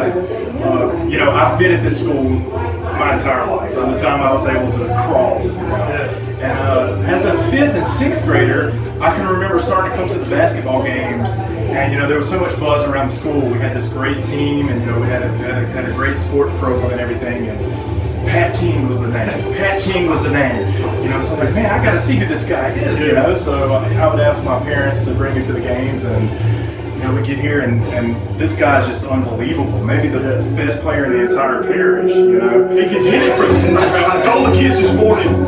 I said, guys, I walked over to outside the timeline. I said he used to shoot from here. yes. And he made them. So it's like, you know, right then he makes a big impression on me, and I haven't even spoken anything to him yet. Yeah. So then, some time goes by, and I'm in the 9th grade. It's the 9th grade summer, and I'm knowing that I'm, you know, going to be on the high school team going into 10th grade, and I'm coming up here in the summers, and I'm working hard because I'm trying to earn my spot. You know what I mean? And I'm in there shooting around by myself and everything in the gym, and in walks Pat King. You know, we still hadn't really talked to him. He's seeing him play, and he's shooting around, you know, just on the other side of the gym, and we got to talking. And I'm like, so what are you doing, man? You just come up here to shoot, freshen up a little bit? He said, no, I'm going to be coming up here and coaching, helping coach basketball. You know, I'm going to help Coach Ricky Spears coach. And I'm like, okay, man, well, I'm going to be on the team, you know, and I'm feeling pretty fresh about myself. You know, I was a pretty decent player. You were that. And I'm like, let's play a little one-on-one. Oh, you challenged him. I challenged him. And after losing 21-0, Coach, you know, my family, The ego dropped. the ego dropped a little bit. You know, we had always lived here in East Acres, so Right. I would walk here before I would drive, you know, to shoot around a little bit. And you know, after he spanks me 21-0, he's like, "Come on, buddy," and we jump in his Explorer and we take a ride to Burger King, you know, and he buys me a meal and everything. You know, it's just the kind of guy he was. And then the year after that, you know, he had helped me so much as an assistant that year, develop into a much better player, having to play with a bunch of seniors, and I'm the only sophomore on the floor. Right. And you know, he takes over the next year as the head coach, and as a young man in his 20s, coaches all 4 teams, JV, varsity, Right. girls and boys. Got You know, and man, look, being on his first team and growing together with him and learning so much from each other, and just the offensive genius that he was and the great man that he was, and the legacy that he leaves here, that's going to stay with me forever. You know what I mean? And you know what? You are one of so many that he has affected. He's affected me in my life. I was telling one this morning to the students. Pat King was a senior when I came to Bowling Green in 1995, and y'all, he could shoot. This cat could play basketball. He could move. He was fast. He was quick. And I was a baseball and football guy. And first of all, I'm like, why did this guy catch the football? You know, passes. We don't throw the ball. We run the ball every play, so there wasn't any need for that. I said, well, I'm gonna get him on the baseball field, and we get him down there, and lo and behold, he can't catch a fly ball. And he walks up to me one day and he says, Coach, I didn't want to play. About 2 weeks later, I see him with glasses on. And I said, where'd you get your glasses? He said, Coach, I realized I couldn't see. And it was one of those moments we both laughed. And it was a funny, we talked about it for years. But, you know, I told the kids this morning, you know, Coach Pat's in a better place today. He's home with the Lord. And we are so blessed to have had him here. And, you know, I was telling someone earlier today, Cody, we had 4 of our students that came out and prayed when we had a little time for him today. And those children commented the impact, and you could tell that there was this a true closeness with this man. He has affected so many people, and I promised you I would make fun of Matt Sessions tonight and give him a little grief. Probably one of my favorite things was to sit and watch these two go at each other. Pat King, Matt Sessions, That brother-in-law. that brother-in-law love. And Matt, you're still your team is still the Ballas. It's never going to be the Ballas. It's Ballas, and that's from Pat, and that's from me, and that's the way it's going to be. So, but again, you know, our prayers and our thoughts go out to Mandy and the girls, Reese and Riley, to Patty and Nikki. What a strong couple, and if there's a better lady on planet Earth than Patty King, I want to meet her. She's just an amazing woman, and we love them so much. And folks, we will be having here on our campus on Sunday afternoon a wake for Pat, and then on Monday we will have a funeral service here to honor our dear friend. We're going to miss him. And we could stand here for the next hour. We could stand and tell story after all night story. long, you know, because we had such a deep relationship, all of us Absolutely. did. And when you look around here and what Bowling Green is and how big of a foundation is in all of our lives, he was such a major impact to that. And that's going to live on forever. It's going to live on in my life forever. And, you know, I think back, and it's like, or I don't think back, I think now, like, here my son is now at this school, growing up, you know, and he touched his life too, you know, and that kind of thing just lives in you. And coaches and teachers and you, coach, you know, that this goes for you too. Understand the impact that you have Absolutely. on these young minds here and how much it means. And you know, one step further, we talk about it, Pat would talk about this with our students, the impact they have on the younger generation. There are so many little ones running around here today who know. And this morning when we had our pep rally, we started, I guess, something a little new. Our ladies, when they came walking across on the court, they were hand in hand with two kindergartners. It was just an amazing thing to see them. And one of the parents commented to me, he said, that's what's amazing to me here is that the older ones take time with the younger ones and they really care about them. And that's what we want to develop. That was the spirit of Pat King. That's one of the reasons that drove him. And, you know, something that was learned by our students over the past month, as Pat walked in my office this summer and said, I'm working. I'm coming, coach, I'll be here. That was I've got to work. I want to come out. I want to be there. Absolutely, sir. Let's get her done. Can't imagine the pain that my friend was in. But he never wavered. Never. He never wavered in his desire to be here for children. He never wavered in his love of our Lord and Savior Jesus Christ. And I tell you what, a tribute to him for the man he was. And while he is in so much a better place today, and we're sad and we're going to hurt. But Pat, we love you. We know you're watching that over us. And Patty, Nikki, Mandy, Reese Riley, we love you. Sylvia, we love you. Matt Sessions, we love you. And we're here for you. And there are a lot of guys like this young man who were touched by Pat King. Forever. And as an older guy, you know, one of my favorite moments, we're at Oak Forest, he's moved over. Jason Bradley and I had a conversation. He said, Coach, you think this guy would be a good choice? I said, he's an excellent choice, Coach. He's an excellent choice to come to your school if you're reaching out to him. Well, after a year or so, Pat's walking through and he said, I need to tell you something. He said, I'm going to resign. And I was shocked. I had no idea. And he said, I'm going into the ministry. He had no doubts, Cody. He had no doubt in his mind what he wanted to do. And he's accomplished it. And I tell you, words can't express. Words cannot express the legacy. Word he's can't left here. express what he's left You know, here like you said, at Bowling Green. we could talk so much about him, but one thing I want to say about him while we're here is, you know, I lost my dad a few weeks ago. Absolutely. You know, recently, Absolutely. and even going through what Pat was going through, he was sure to reach out and tell me how much he loved me. You know, and that kind of thing just stays with you forever. He was a lifelong friend from the minute that he beat me 21-0 in that gym, and he shaped me. He had a big part in shaping me into who I am today.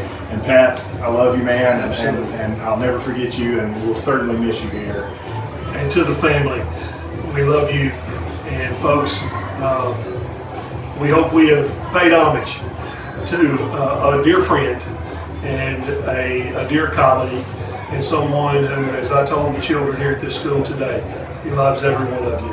He loves you more than you could ever imagine. And we are so blessed to have had the time here on this earth with our friend Pat King.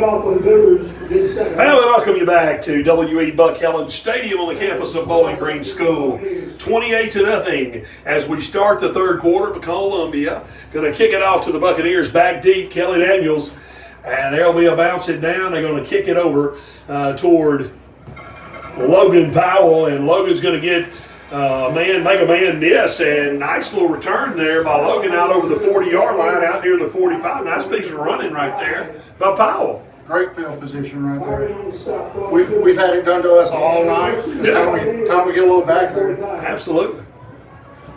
Well, they haven't had to kick off to us, and they haven't really tried to punt only once. So there we go. But it'll be first down and 10 at the 45-yard line. And Carly, I know you had to step away, and after this play, I know you had something you'd like to say where Pat is concerned. In the backfield, here's a give. Here'll be Kelly Daniels on the sweep. Daniels got to the outside. He's leaving some room. He's got the edge down the sideline, and he will be drug out of bounds after a gain of about 20. And he's getting up a little slow. Looked like he might have fallen kind of awkwardly there coming out, but gets up and is coming off the field. Gain of about 32 on that one for K-Dog. So, you know, I didn't stay up here during the halftime. I didn't know if I could really make it through it talking about Pat. But, you know, he started coaching here my 7th grade year. Was a great coach all the way through high school. I started coaching here right after high school. Became an even better friend. Yeah.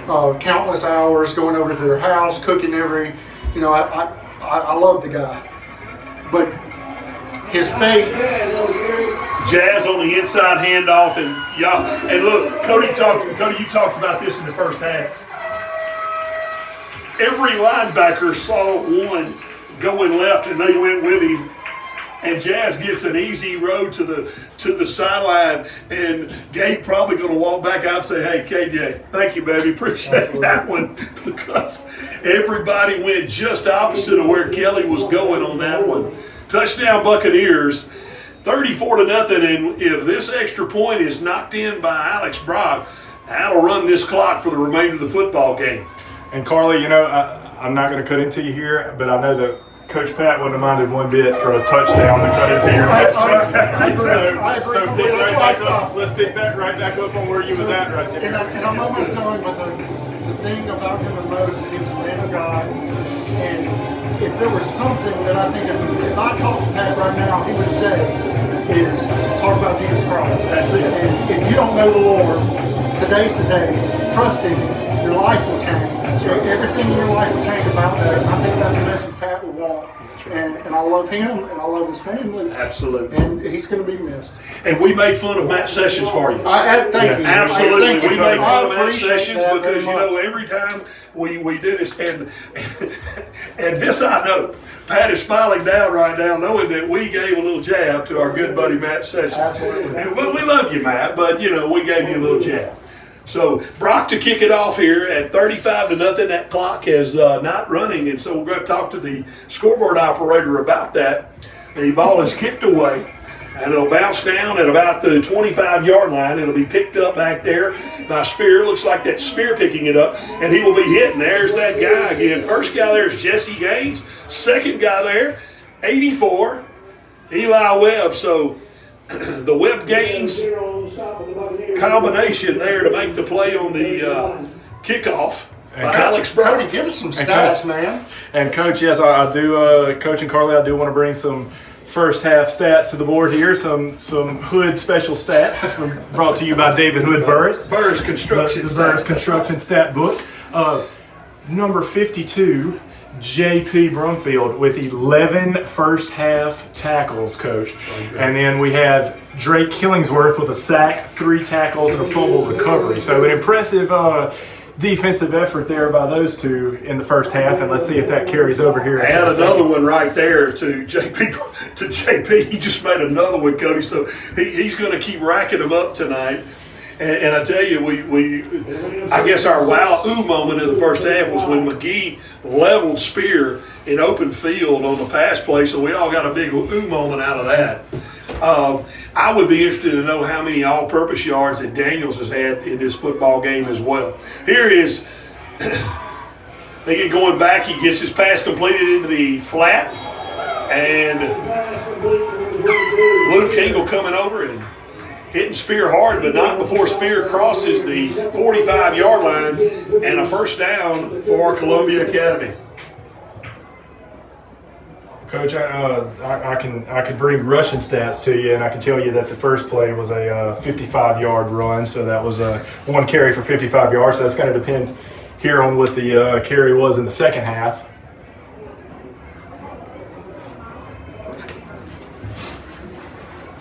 Here we go. David Pettit texting into the Bug Vision broadcast. This is when we run 324 dive, wiggle my foot on which way to go. That's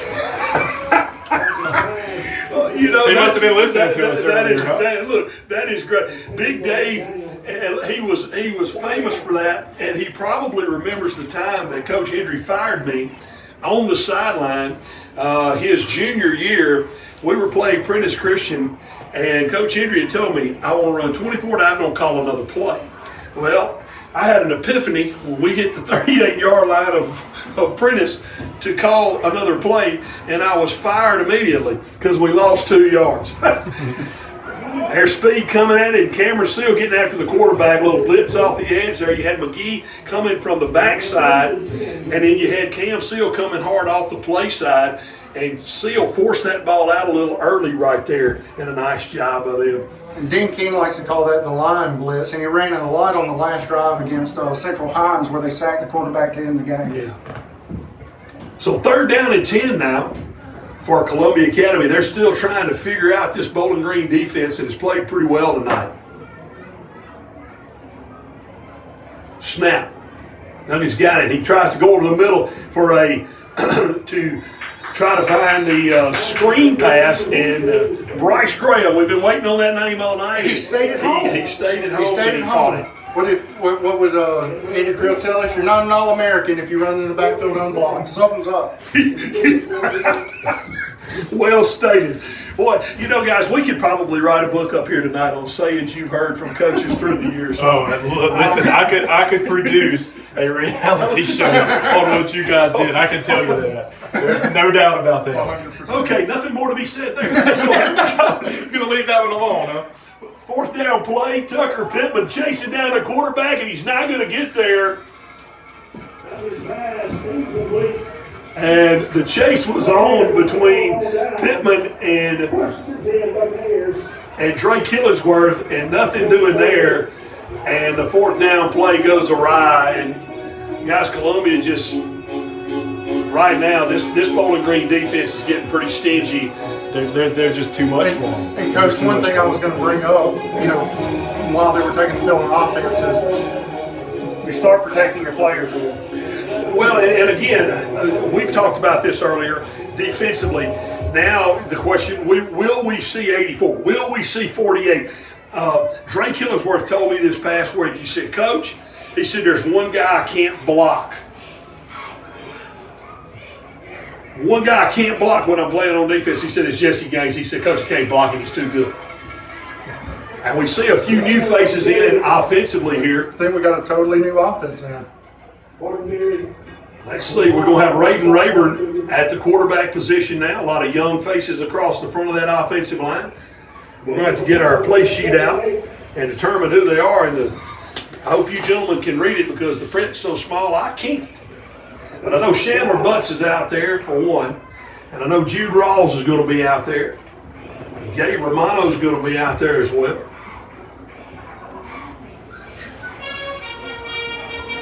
Looks like we got Tucker Pittman playing a little bit of offense now.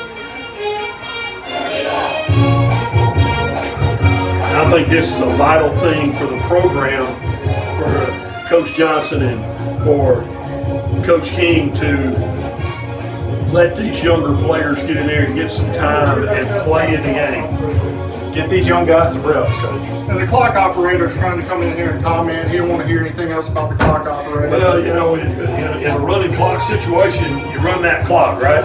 So, but he does have to stop it in a timeout, and the timeout was gone. So I think we're going to see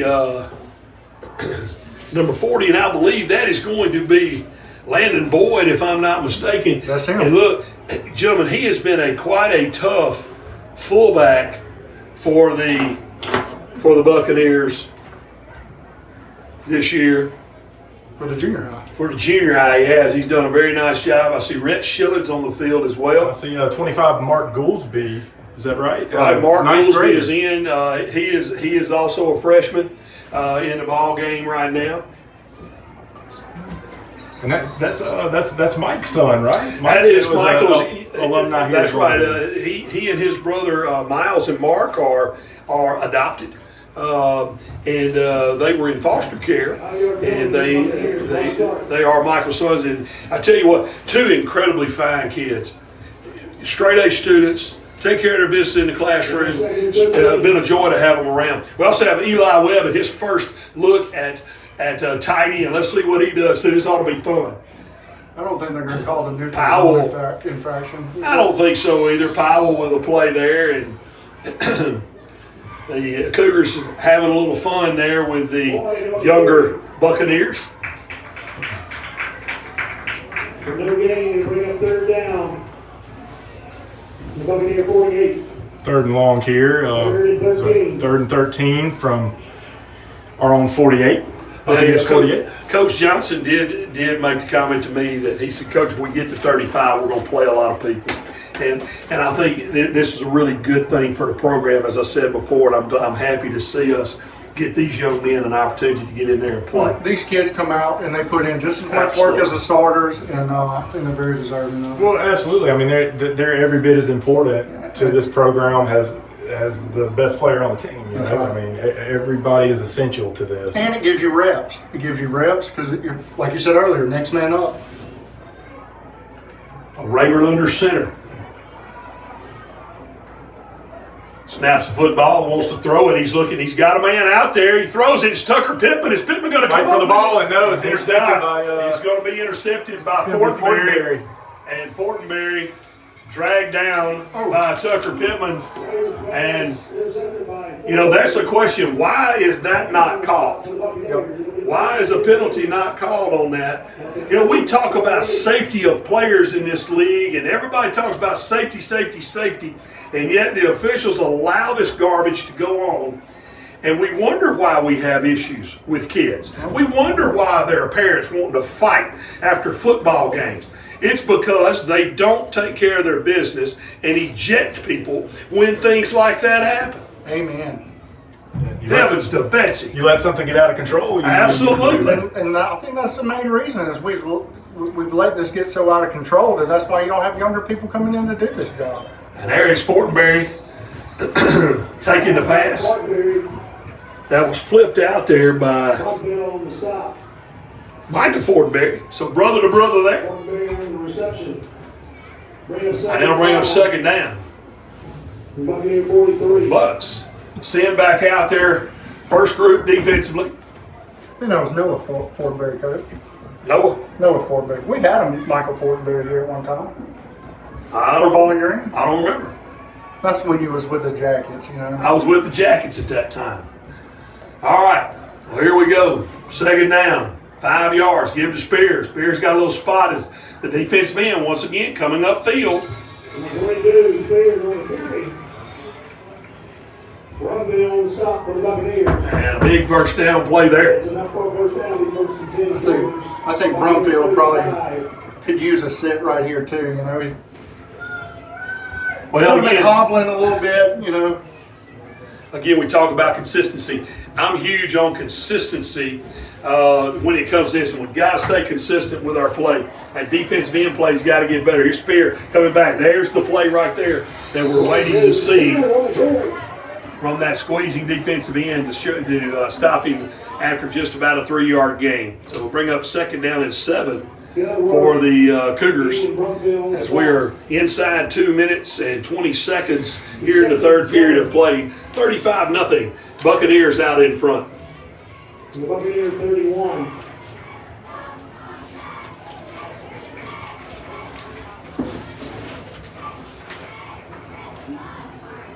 Snap of the football. He's got it. He's going to throw to the right. Almost picked. Almost picked. There's that seal. There's that Yeah, 21. and you know the thing about it is Fortenberry has a nice job of getting in there, sitting down, and that ball just went right through Cam Seal's hands. Looks like there's a lot of talking, a lot of jawing, a lot of helmet bumping going on down there. Well, And tense the down last there. There's a thing- lot of frustration. There going is. on. There's frustration on the other side. There is, but at this point in the game, like, you know, I mean, we got to win. Let's let them bury themselves if they want to. I'm with you though. I love this. Yeah, I love the intensity, but disconnect from it. At some point. It's 35-0. And that goes on. I mean, both sides of the football got to be very careful here not to get themselves in trouble. Running to the near side of the field, that's going to be Tucker Pittman, Maddox McGee, and I think they're going to be one under getting up off that ground down there. It's probably going to be that guy again. And it is. J.P. Brumfield all night long. Baby. John Parker is going to sleep well tonight, gentlemen. He is, because that's going to be somewhere in the neighborhood of 15, 16 tackles tonight. Yeah, I think he's had at a the great 15 night. mark with that one. Cody, were you able to get any rushing stats for us? Yes. I can pick up some rush stats. The first half rushing stats. Duncan throws the screen. Oh. Ball knocked loose by Maddox McGee. Let's see who's got it. Looks like the Buccaneers are going to come up with it. And once again, 14 with a big lick, knocking the ball out. Oh my goodness. And the football goes. And he ends up coming up with the football. Holy moly. What a play by the junior McGee there as he comes in and lays the wood. So I can tell you, Carly, you asked about stats. I can give you individual rushing stats in the first half. Let's hear them. We've got Bubby Bryant, number 44, 7 carries for 44 yards. Jazz, 4 carries for 39 yards. Kelly was 1 carry for 55 yards and a touchdown. And our quarterback carrying the ball 3 times for 25 yards. So those are some of our key rushing stats there in the first half. I tell you, LJ has had a pretty good night throwing the football. He's had a very good night throwing the football. And it's helpful when nobody's around anybody. Absolutely. That's always a And pretty I have good to thing. say, to me, this game more than any other game, he looks comfortable in the Yeah, pocket. he does. He's stepping up. He's made great decisions throwing it. If it's not there, he's looking for green grass, and running fast. Yeah, that's exactly. And you know, Carly, you and I've talked about this before. When you're in a situation where we know you don't have any confidence throwing it, we're going to pin our ears back and come get you. It makes it a lot harder. But now you can't do that. You just can't be in that situation. You've got to be. If you're going to do that, you're most likely going to lose a football game. So Columbia's had to do it a little bit differently, and LJ, I think, has done a really nice job of picking his moments, finding where he needs to be, and making it happen. So Rayburn back under center again for the Buccaneers. Wing T formation, double wing look. Snap of the football, and he fumbled it. Now he's going to pick it up, and he's going to try to make a little bit, and he does. Looked like they wanted to run the buck sweep there. If we could give Rayburn just a little growth spurt. Absolutely. He's an athlete. Good kid, great attitude. Yeah, he can run. Now, you know, I tell his daddy, I said, now look, you got to remember, you're not real tall, and his mama's short. So he might end up being a little shorter than what a typical quarterback would be. But there's one thing about it, he can run. Yep, absolutely. And if he gets loose, he'll show you how well he can run.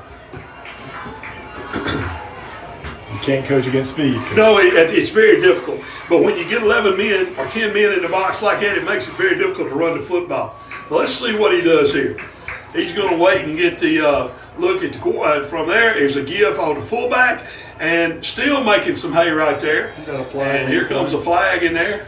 But Coach, we'll go back to the look defensively that Columbia is giving us right now. If we didn't have Kelly Daniels, that's the look we would get. And this wouldn't be a 35-0 football game. Correct. It would, you know, I feel like still we have the depth. We would be up, but it would be a lot closer. It's going to be a closer ball. There's no question it's going to be a closer ball game because now you're not looking at that one-play big threat speed guy, and we've talked about that around here a lot. I will say this, against Central Hines, and Cody and I talked about that a little bit earlier, was the big play by Rayburn on the 82-yard reception for a touchdown is you can't sleep on him, and now nobody will ever sleep on him again when he's out in that wide spot. Double wing again, everybody loaded up in the box. He's waiting for that official. He's going to let that clock go down. He's playing the smart game of football. Here he's doing what he's coached to do. And he'll snap it, and it'll be a buck sweep give, and here is Rhett Schillings pouring it up inside. Not a bad job on that offensive line of creating push. Look, picking up 4 yards against a 10-man box is not bad. It's not bad. 4 yards in a cloud of dust. Excuse me, Shillings. Rayburn getting his additional running in tonight as he runs over to Coach Johnson. I'm You know, telling you, Coach, that kills me. It kills me. I'm a sub guy. I got 1 or 2 guys that sub. I'm going to tell you. Yeah, I used to have to do the subbing, you know, when you're running in at tight end, run the plays in. And one time in a crucial part of the game, we had this. I'm just going to throw this quick story in while we've got a quick second. But hold on, let's wait till after the play. Let's wait till after the play. Rayburn going to snap it. Here's a Rayburn on the keeper trying to get to the outside, looking for some room. Can't find it. You're going to get hit. Going to be taken down. So, all of our plays back then were pretty basic. You know that. 325 tailback, 245 power, everything was pretty easy. Well, those are beautiful sounds you're saying. Yeah, yes, sir. I'm getting chills thinking about it. Big Dave Big Dave just shivered in his seat. Yeah. So we're my junior year. We're playing Oak Forest, and we're late in the fourth quarter, and it's 6-0, and it's it's an intense game. Right? It's a very key part, and we had this one play where it was like. It was trips left, 325 slot motion, halfback check, banana. There's all this stuff to it, and it's way more complex than the 325 tailback.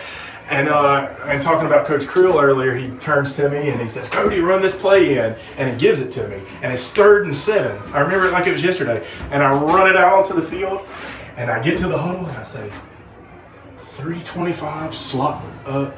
Guys, I forgot the play. And we had to burn a timeout right then, man. And it was very costly, and I heard about it a lot that night, and then the next day at film, I can promise That's you. the one thing I probably dreaded the most. Win or lose, I knew that there was a play or two where, I just missed a block or, didn't squeeze down at the defensive end positions. And that next morning, I just knew that rewind button. That rewind button, it didn't even say rewind on it anymore. It was just wore out. But yeah, I'm glad to say that I never had that. I never did that as coach. Okay. Well, I tell you what, we have hit rewind many, many a day. All right, gentlemen, here we go. So the Cougs back up here, 5-man front for the Buccaneers. Give inside to Fortenberry. Looking for some running room. He'll be hit and taken down after a short gain of, actually a pretty good gain of 6 yards there on the play. The only rewind story, and this is about Pat King. I was a freshman. I was playing defensive tackle. I was freshman defensive tackle. It was a JV jamboree at Central Private. And, man, I don't know if they just missed me or what happened. They could drop back to pass on, it was 4th and long, actually. Run back there, sack the quarterback, and when I come up, I throw my fist, and I'm pumped. Pat rewind that 10 times. But just look how fired up. Look how fired up he's That's a getting. good rewind. And then he paused it, and he looked at me. He said, look at the ref. The ref's hand was on that flag. He wanted to throw it, but he didn't. And so it was a good rewind. It was a good rewind, but it was a teaching moment for Pat. I'll tell you, I could open this door right here and get David Hood Burris next door to come in here, and he could tell some rewind stories of when he was pressing the rewind button. As a coach and a player. Spear on the left side. Oh, my goodness. Big Lick passed over there on the block, and Spear running downfield. On the carry, best day on the stop for the Buccaneers.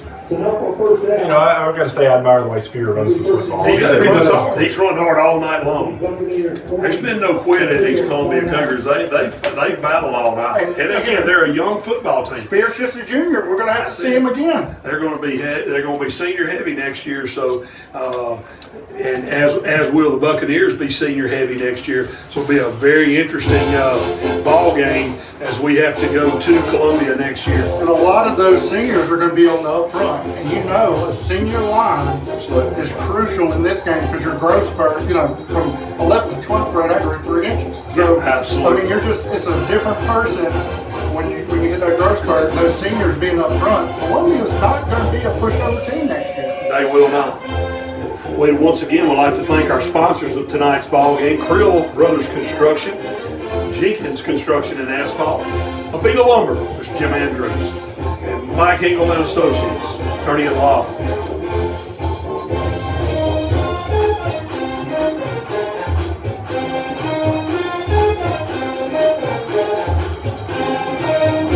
So some younger bucks out there getting an opportunity to play on the defensive front. Oh, Burris Construction. I almost forgot David Hood Burris. I can't forget David Hood Burris. He's awesome too. Here we go.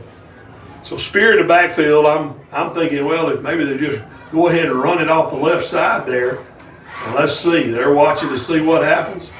They see the Bucks are in zone coverage.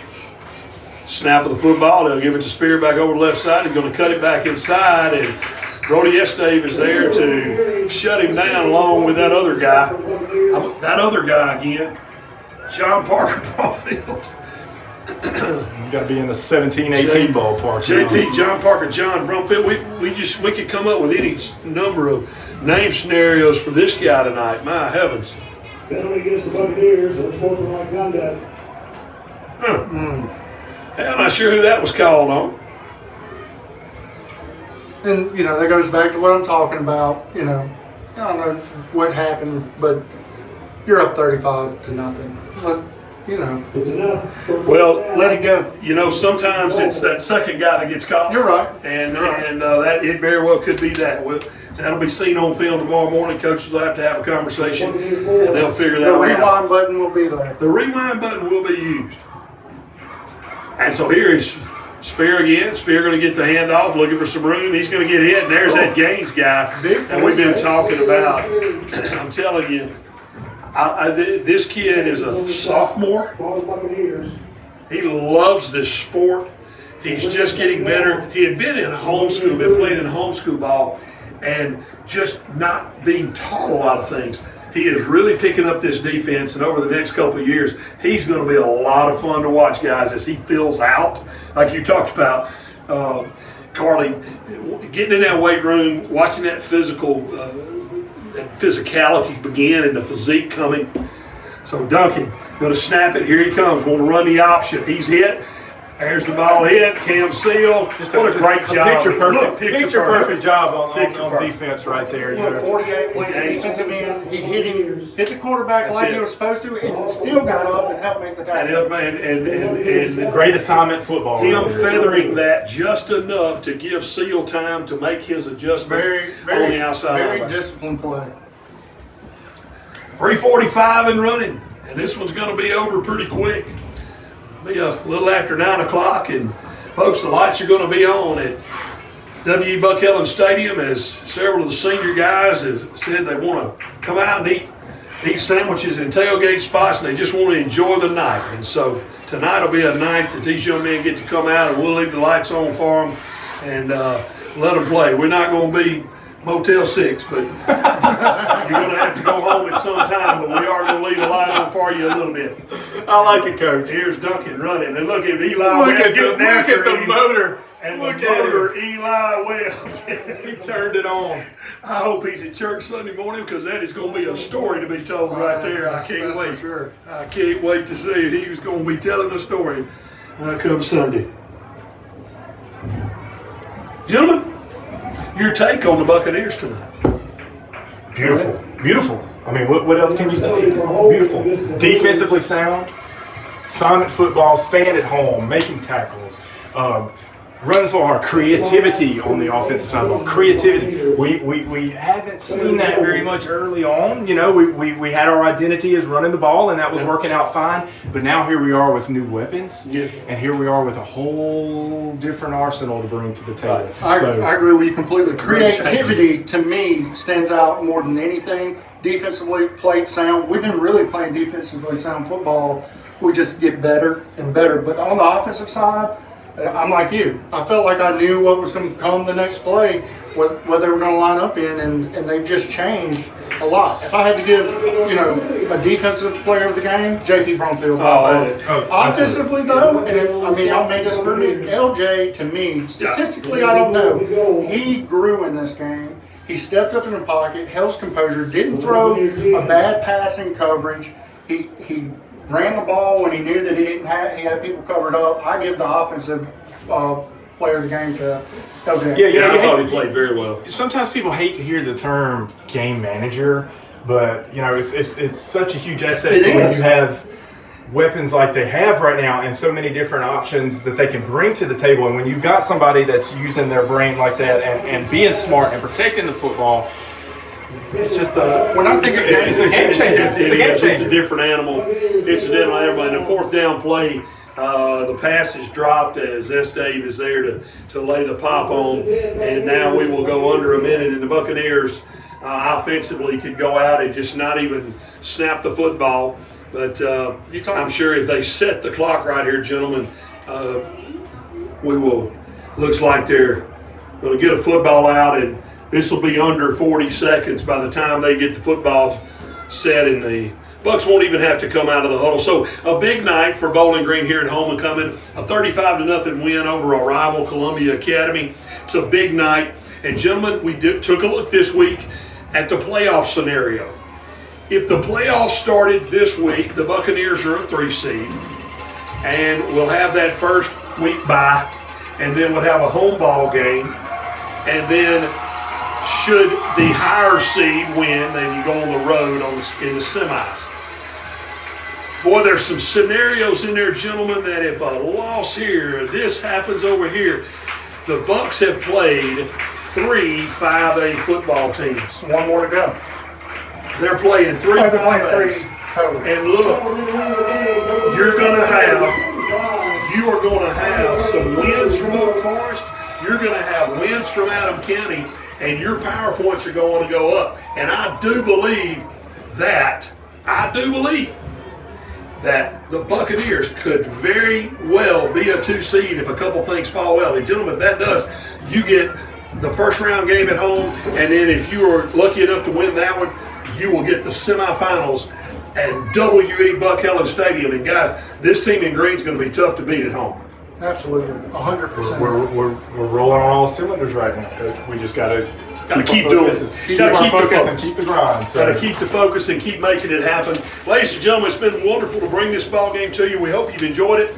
You have been watching Buck Vision. Wait, we got to hold on. Pause it. We got to do a proper sign off here. We got the junkyard dog. Oh my gosh. We got the wise one, and we've got Councilman Carl here. So hey, that's what we're going to sign off with. We are signing off with. Hey, look, Cody Wise has the sign off. I'm going to let him have it here in just a second, but I just want to thank everybody.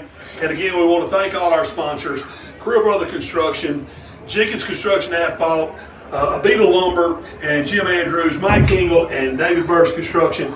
Folks, we just thank you guys so much for all you do. And ladies and gentlemen, from W.E. Buck Helen Stadium, I'm the Junkyard Dog. And I'm the wise one. And I'm Councilman Carl. And we will see you soon. Have a great evening, everybody.